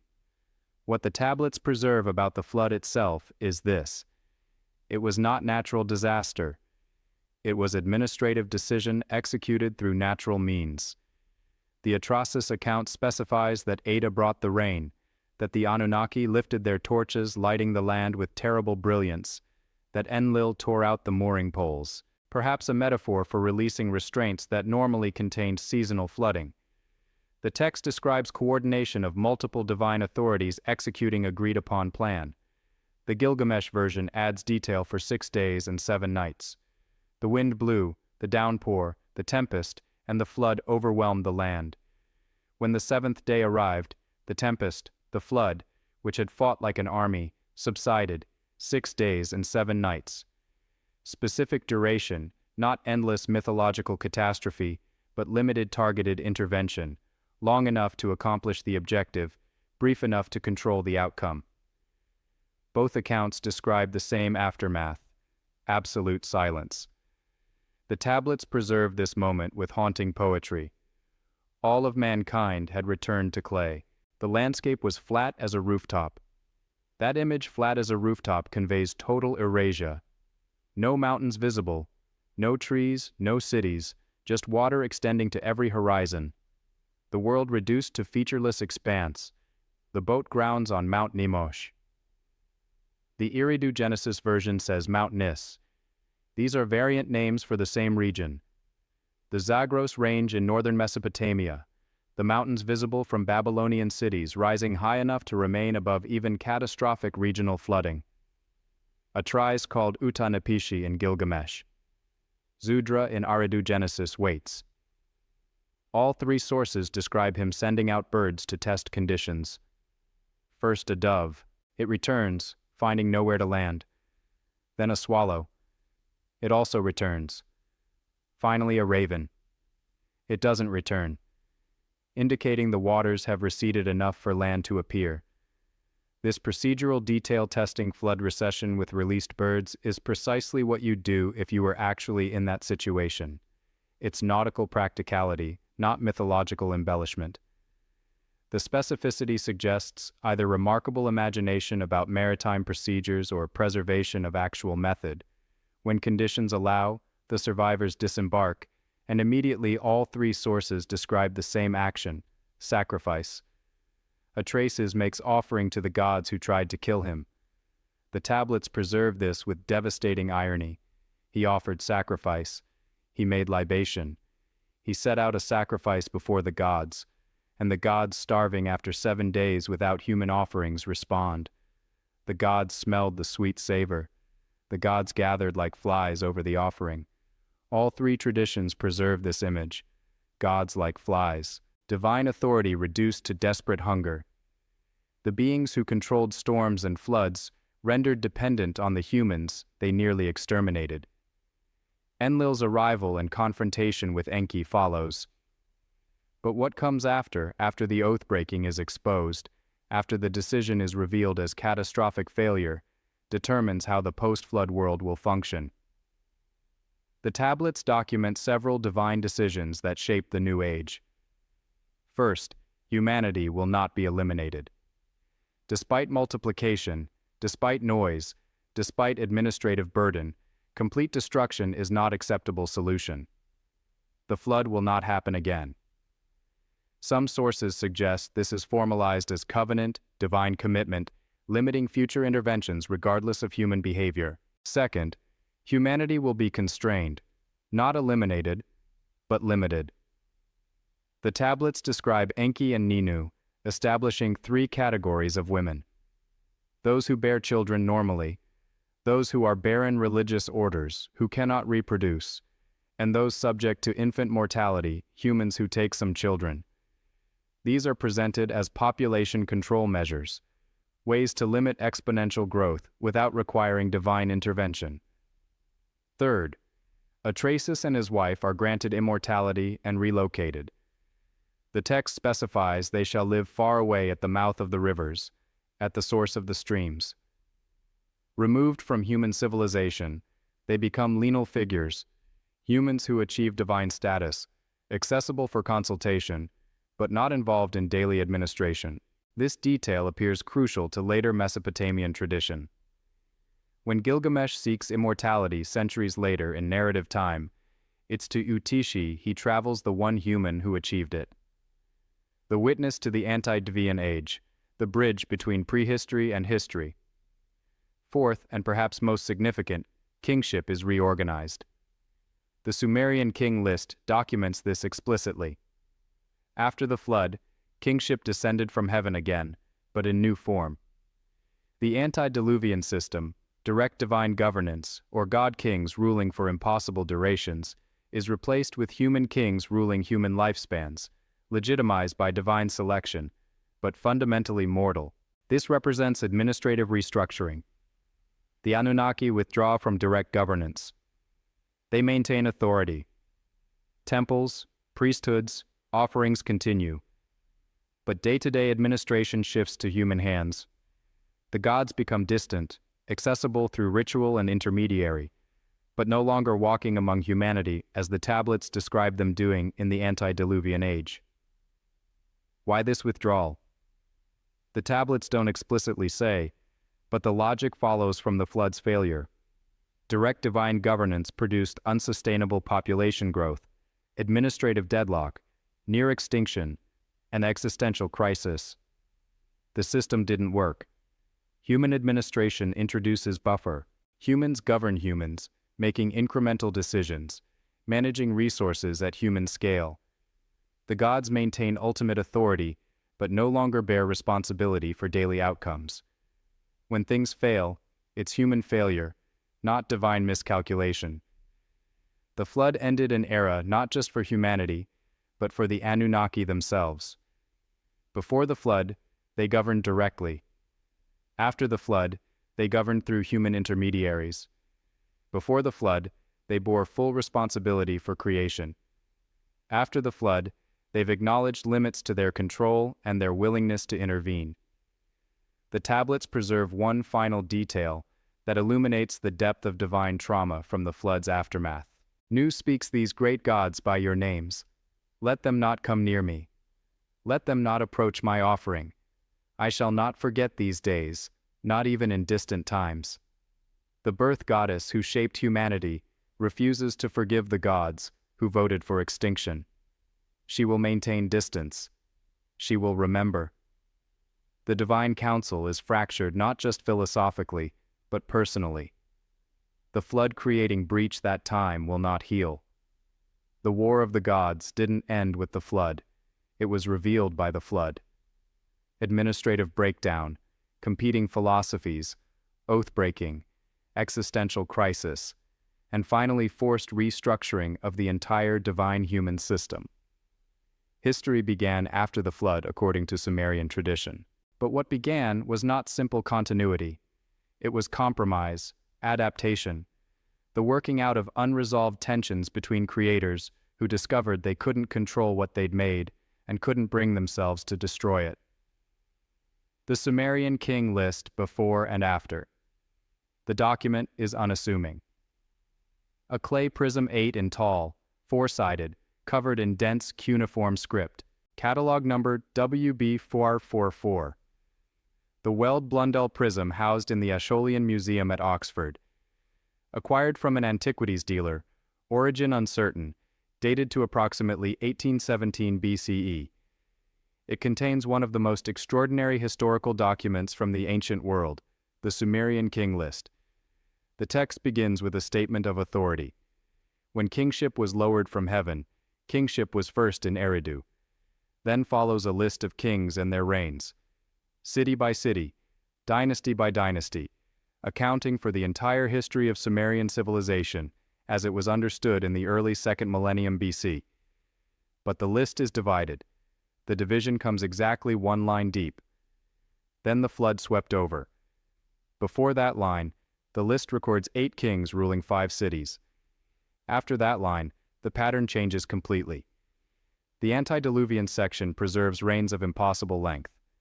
Alulim ruled Edu for 28,800 years. Algar ruled 36,000 years.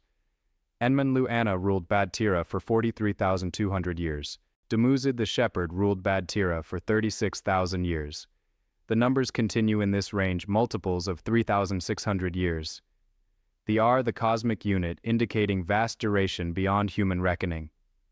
Total duration of antediluvian kingship across all 8 rulers, 241,200 years, 241,000 years of continuous governance before the flood. Then the flood swept over, then kingship descended from heaven again, this time in Kish, and the numbers become human. Gaul ruled 1,200 years, still long, but an order of magnitude less than antediluvian spans. Subsequent rulers dropped further, 960 years, 840 years, and eventually into ranges that historical and archaeological evidence can actually accommodate: 36 years, 30 years, 25 years. This pattern, the dramatic shift from mythological to historical timescales, precisely at the flood, appears in every version of the Sumerian king list. Multiple copies have been recovered. Tablets from Nippur, from Lhasa, from Ain, from Susa. The details vary slightly.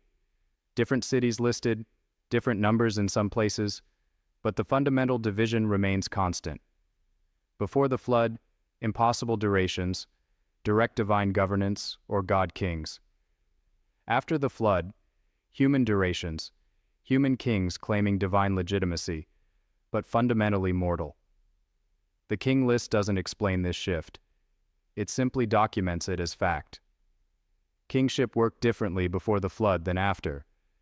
Mainstream scholarship interprets the antediluvian section as pure mythology, legendary figures whose impossible reigns are meant to convey antiquity, not history. The shift to realistic numbers represents the transition from legendary prehistory to recordable history, from oral tradition to written documentation. This interpretation is entirely reasonable. Ancient cultures often begin their historical records with mythological periods, using impossible numbers to convey the distant past beyond memory. The Sumerian kingless antediluvian section would fit this pattern perfectly. But there's an oddity this reading doesn't fully address: the specificity within the mythological section. These aren't just long-ago vague legends. The antediluvian entries name specific kings, specific cities, specific lengths of reign recorded in precise mathematics. Alulim, 28,800 years Algar, 36,000 years, 10R, and Men Luana, 43,200 years, Slix, 12R. The numbers aren't random. They're calculated following a system recording what could be durations. If the unit of measurement means something other than human years, some scholars have suggested the R represents something else, generations perhaps, or administrative periods or reign cycles in a system that measured time differently. If AR represents not 3,600 years, but some shorter unit, say a season or a year in a different calendar system, then the antediluvian numbers become potentially realistic. This reinterpretation has problems. It requires assuming scribes who compiled the king list didn't understand what they were recording, that they transmitted numbers without preserving the key to translating those numbers. It requires explaining why post-flood entries use obviously human scale years, while antediluvian entries use something else without noting the change in units. But it does raise the question, why would anyone invent these specific numbers? Why not simply say, Alulim ruled for an immeasurable time? Why calculate 28,800 years with mathematical precision? The king list presents itself as administrative record, not mythology. It's structured like royal chronicles throughout Mesopotamian history. King, city, duration, next king. The format is bureaucratic, not literary. And it includes another fascinating detail. Multiple variant king lists include different antediluvian traditions. The Lhasa tablet mentions a dynasty in Lhasa before the flood that doesn't appear in the world Blendel prism. The Eriduguinesis mentions Yudra ruling Shurak at the time of the flood, making him simultaneously flood hero and antediluvian king. These variants suggest multiple traditions about the antediluvian period were preserved in different cities, each maintaining records of their own pre-flood heritage. This looks more like competing historical claims than competing mythology. Cities arguing about their relative antiquity, their precedence in the pre-flood order, their right to prominence based on antediluvian status. Eridu claimed to be first city. Sippar claimed antediluvian foundation. Shurupak claimed to be the last antediluvian capital. These competing claims matter if antediluvian status conveys legitimacy. If the flood represents historical division between ages, if what happened before genuinely shapes authority structures after the archaeological record, shows that several of these cities Eridu have occupation layers extending back to the Ubaid period, 6,500–3,800 before written history begins. Excavations at these sites reveal something else: evidence of massive flooding in antiquity. Leonard Woolley's excavations in the 1920s uncovered an 8ft layer of water-laid clay, separating earlier occupation from later periods. He initially identified this as evidence of the biblical flood.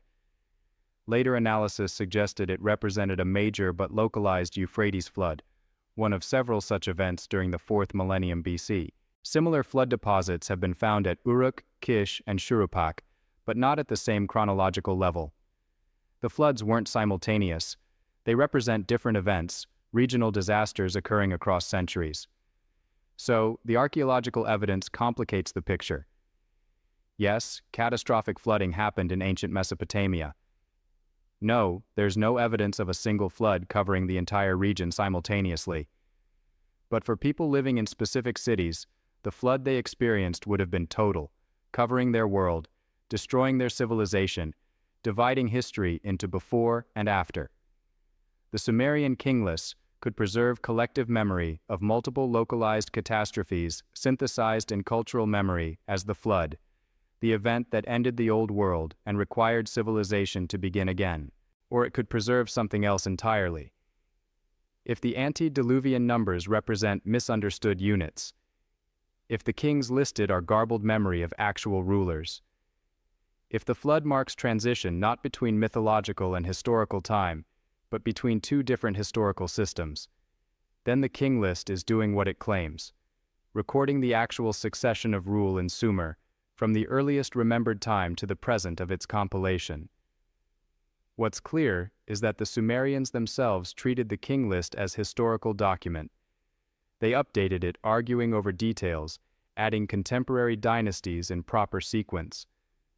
The list was functional, used to establish chronology, to determine which dynasty preceded which, to settle questions of antiquity and legitimacy, and they treated the flood as historical event, not symbolic, not mythological, but the genuine catastrophic division that separated the old world from the new.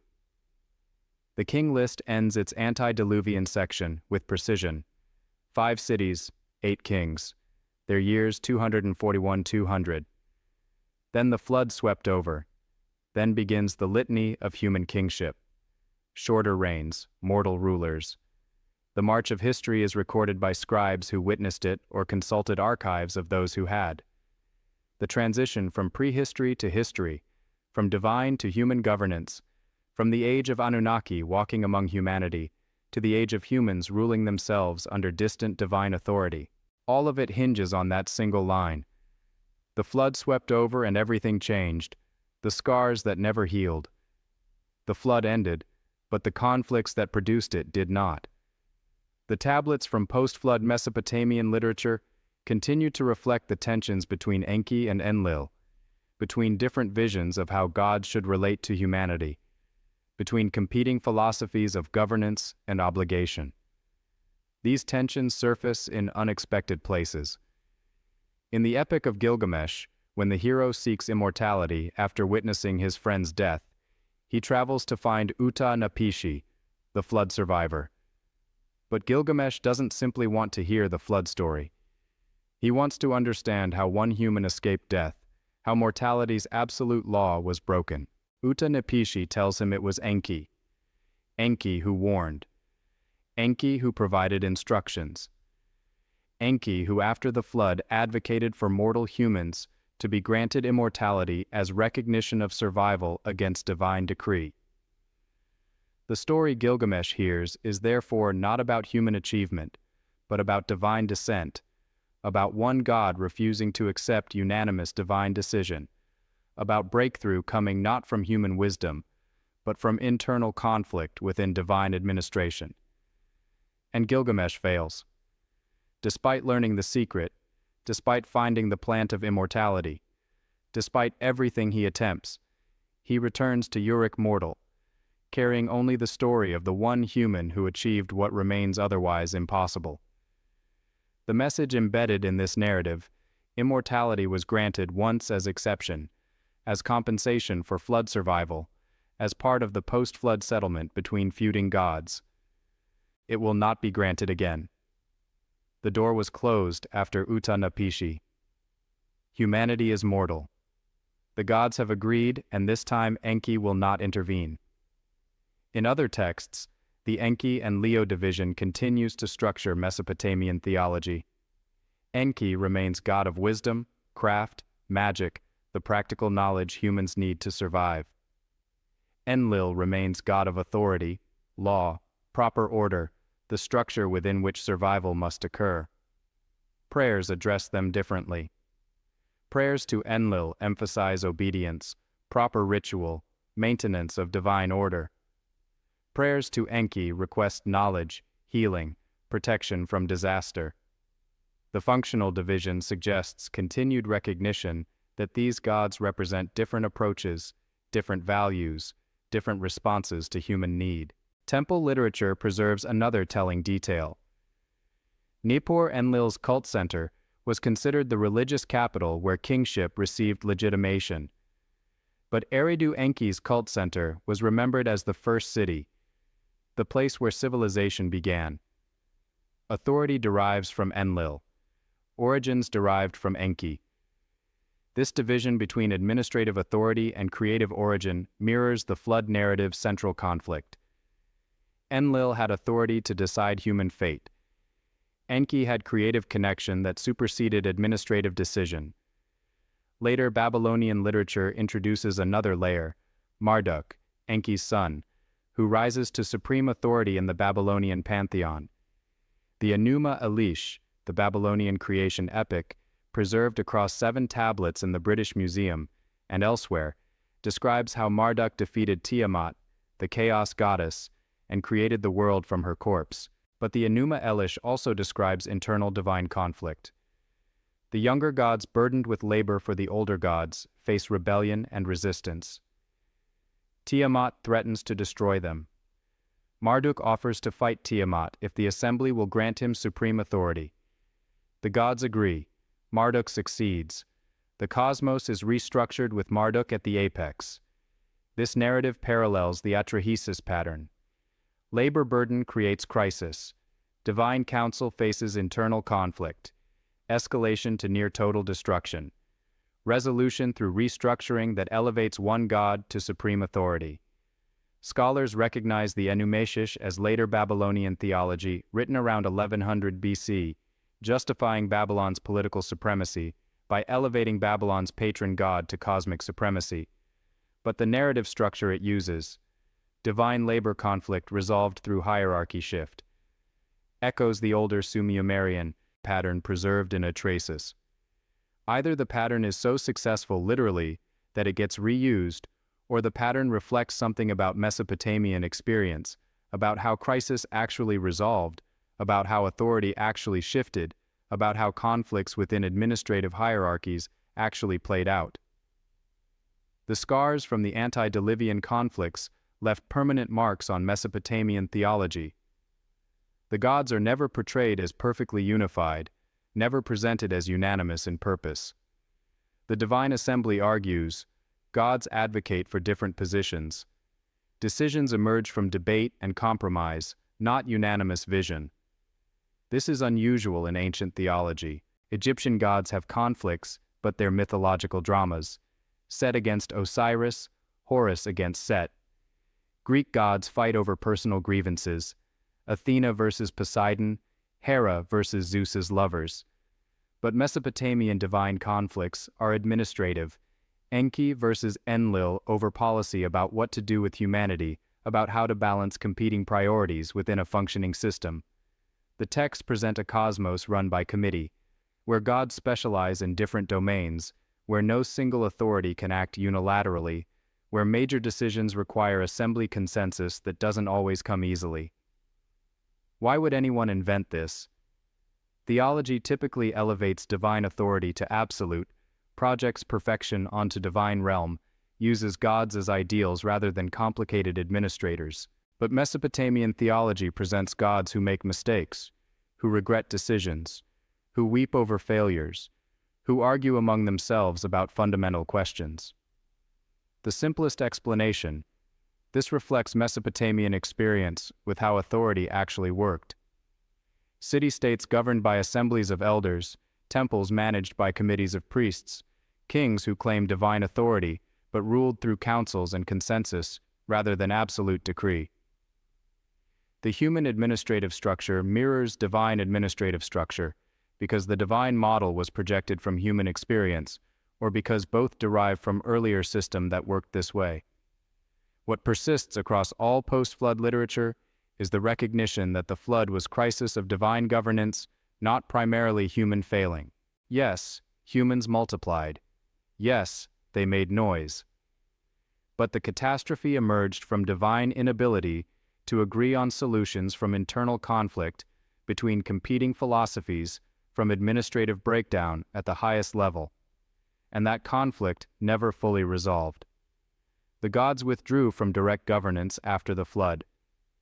But the competing visions of enkineal, preservation versus control, knowledge versus order, creative obligation versus administrative efficiency continued to structure how Mesopotamians understood divine-human relations. Prayers acknowledge this. Rituals navigate it. Literature preserves it.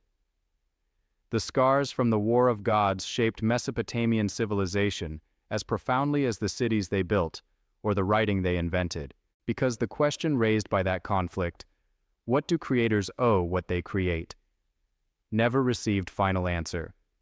It couldn't. The question cuts too deep, touches too directly on the relationship between authority and responsibility, between power and obligation. The Anunnaki created humanity to solve a problem. They nearly destroyed humanity when humanity became a problem. They preserved humanity only because one dissenting voice broke sacred oath, and afterward they restructured the entire divine human system to avoid facing that question again. But the question remains in the tablets in the temples, in every prayer that asks for divine mercy, without being certain mercy will come what the texts actually say.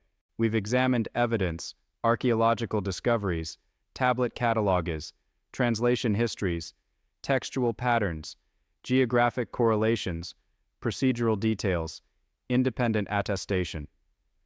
Now, the synthesis: what do these texts taken at their word actually claim?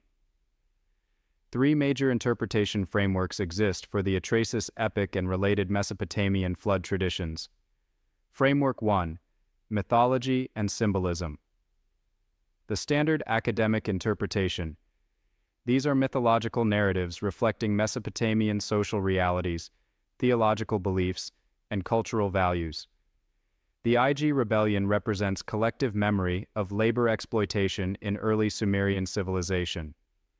The creation of humans from divine blood symbolizes the theological belief that humanity contains divine spark.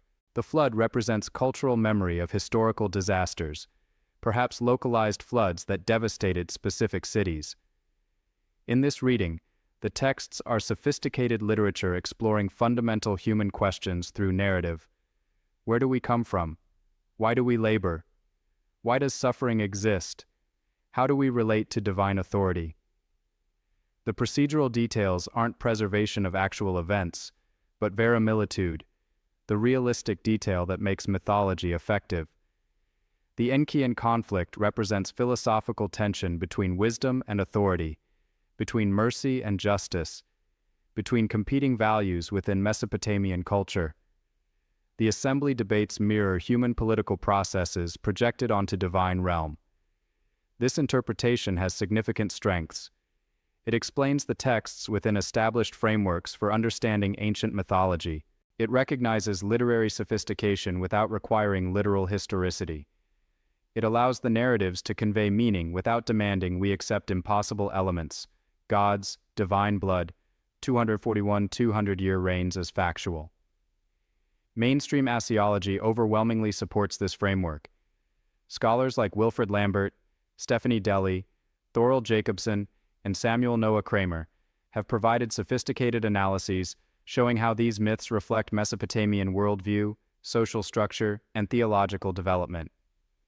The weakness: this framework must explain why these texts don't read like other mythology. Why the procedural precision? Why the geographic specificity? Why the administrative detail about assembly procedures, decision-making processes, protest tactics, population control protocols?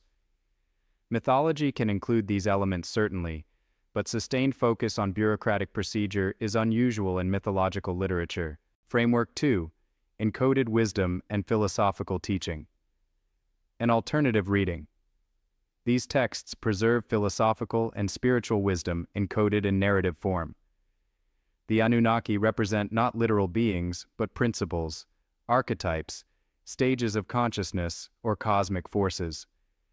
Their conflicts represent internal human struggles, between wisdom and ego, between creative impulse and destructive control, between evolution and stagnation. Human creation from divine blood symbolizes awakening of consciousness, the moment humanity gained self-awareness and became capable of choice. The flood represents not literal disaster, but spiritual transformation, death of old consciousness and birth of new. The procedural details become allegorical.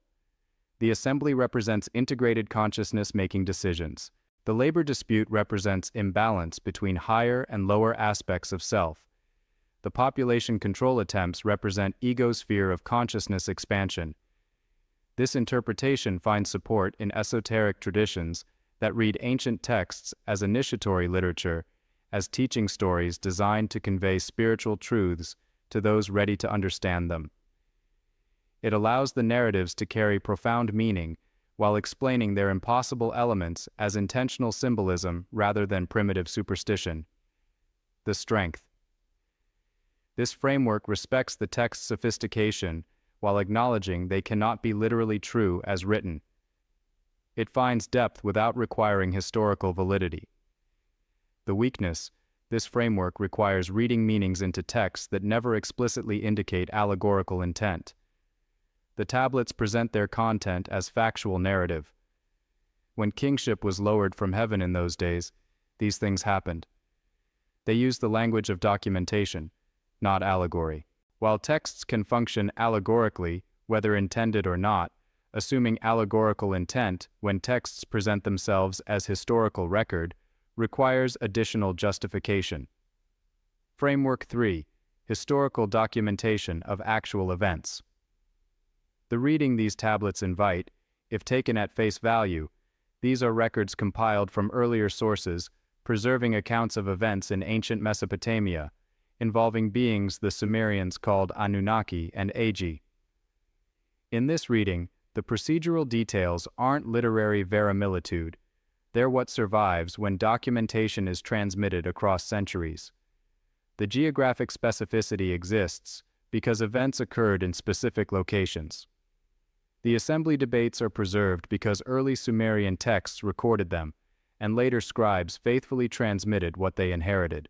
This framework requires accepting that the Anunnaki and Igigi were actual beings, not humans. The texts distinguish between gods and humans, not pure spirits. They perform physical labor, make decisions in assembly, experience hunger, but something between beings with authority and power beyond.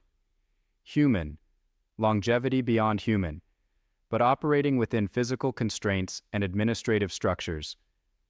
The framework also requires accepting that 40 years of labor might mean something different than modern reckoning. That the R measuring antediluvian time might represent a unit we no longer understand. That divine blood might describe something biological rather than metaphysical.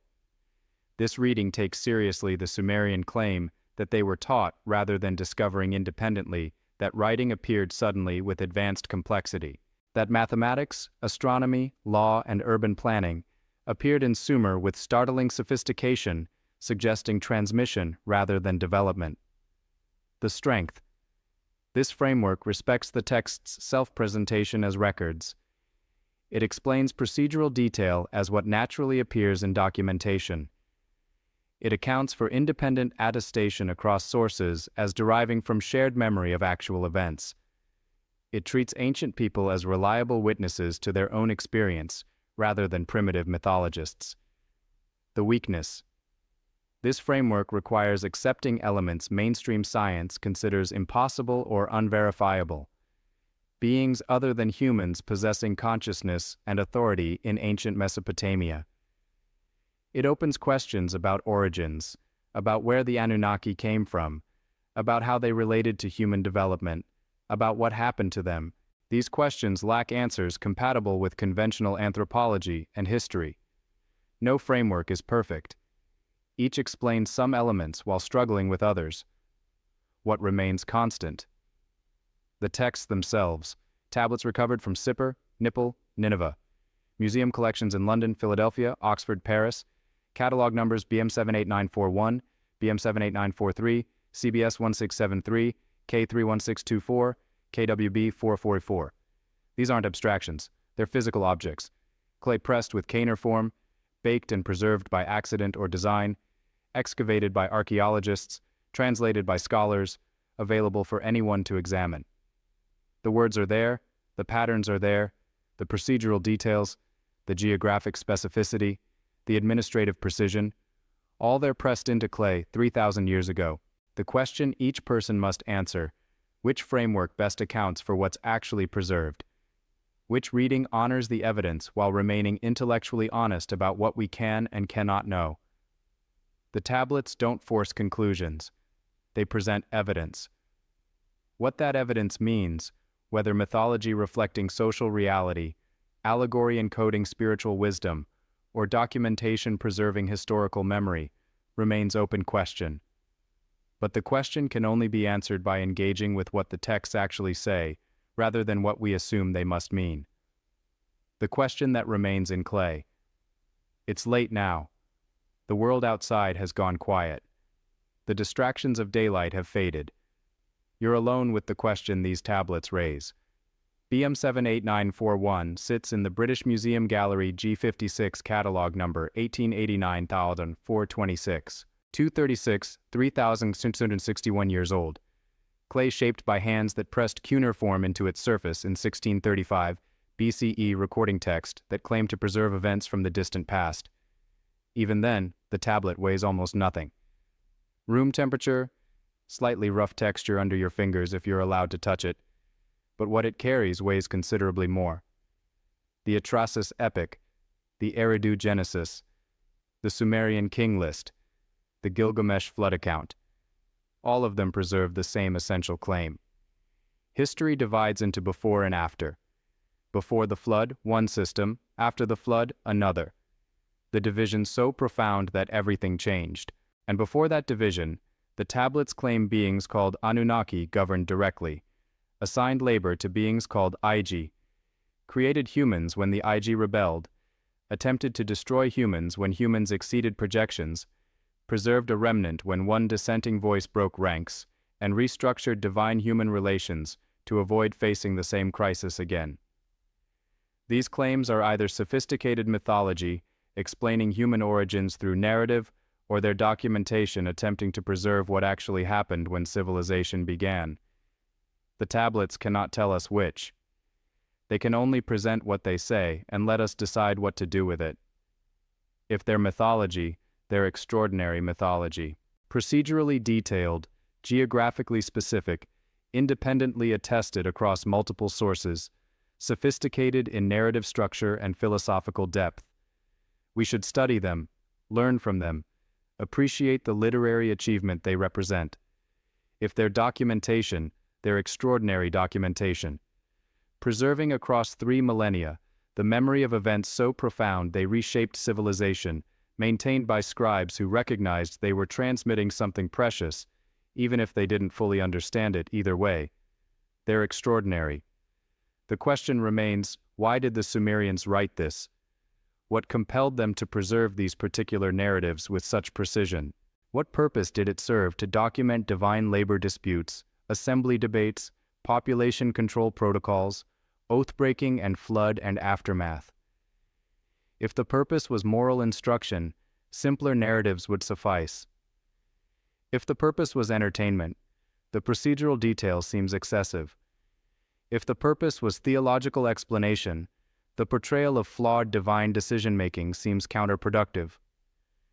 But if the purpose was preservation, maintaining memory of what happened, how it happened, who was involved, what decisions were made, then the tablets make perfect sense. They read like records because they are records or compilations of records transmitted from the time when writing first emerged, to capture what people remembered about the time before writing existed. The Sumerians said they were taught. They said civilization came from the Anunnaki. They said writing was divine gift. They said kingship descended from heaven. They dated their history from the flood that divided old world from new. We've chosen largely to interpret these claims as mythology, as primitive explanation for what they didn't understand, as projection of human structures onto divine realm. But what if they meant what they said? Not naively. Not without acknowledging that 3,000 years of transmission, translation, and interpretation separate us from original context. Not without recognizing that even eyewitness testimony requires critical evaluation. But seriously, as starting hypothesis, what if the Sumerians were describing what they understood to be actual history? The implications ripple outward. If the Anunnaki were actual beings, where did they come from? If they created humans by mixing divine blood with clay, what does that mean biologically? If they governed through assemblies and made decisions through debate, what kind of civilization were they running? If they withdrew after the flood, where did they go? These questions lack answers compatible with conventional understanding. They open doors most academic disciplines prefer to keep closed. They require considering possibilities that contradict established frameworks. So, we don't ask them. We interpret the texts safely, keep them contained within mythology, acknowledge their literary value while dismissing their factual claims. But the tablets remain, the evidence remains, the procedural detail, the geographic specificity, the independent attestation, the Sumerian insistence that this is history. It all remains pressed into clay, preserved in museums, available for anyone willing to examine it without predetermined conclusions. You've heard the evidence now. You've seen what the tablets actually say. You understand the interpretive frameworks. The decision is yours. Are these sophisticated myths reflecting Mesopotamian social reality? Possibly. The conventional interpretation has merit, explains the text within established frameworks, avoids requiring acceptance of extraordinary claims. Are these allegorical teachings encoding spiritual wisdom? Possibly. The esoteric interpretation finds depth, respects sophistication, allows profound meaning without requiring impossible literalism. Are these documentation attempts preserving actual events? Possibly. The historical interpretation honors the text's self-presentation, explains their procedural character, takes seriously the Sumerian claim to be transmitting inherited memory rather than inventing stories. No interpretation is provable. All require some degree of faith. Faith in conventional assumptions, or faith in symbolic depths, or faith in ancient testimony. What's not honest is dismissing the question without examining the evidence. What's not honest is assuming we know what ancient people meant better than they knew themselves. What's not honest is letting comfortable interpretation prevent us from asking uncomfortable questions. BM 78941 will remain in the British Museum. CBS 10673 will remain in the University of Pennsylvania Museum. K3375 will remain accessible to anyone who wants to examine it. The tablets aren't going anywhere. But they're asking something of us. They're asking whether we're willing to take ancient testimony seriously, to consider possibilities that don't fit comfortable categories, to admit that history might be stranger than we've assumed. The question that remains in clay is not what did the Anunnaki do? The question is, are we willing to ask that question is yours now? The tablets have said what they say. The evidence is presented. The interpretations are available. What you do with it, whether you dismiss it, study it, or let it shift how you understand human origins, is your decision. The tablets don't force answers. They present evidence. Ancient testimony from the edge of history, preserved by accident or design, waiting to be read by anyone willing to ask what civilization remembers about the time before memory begins. If this resonated, if the questions feel worth asking, you know where to find me. This exploration continues as long as tablets remain to be read, and people remain willing to ask what they're really telling us. The War of the Gods is preserved in clay. The internal conflict that nearly destroyed humanity is documented. The question of what creators owe creation is written in cuneiform form waiting. The answer is not in the tablets. The answer is in whether we're brave enough to take the question seriously.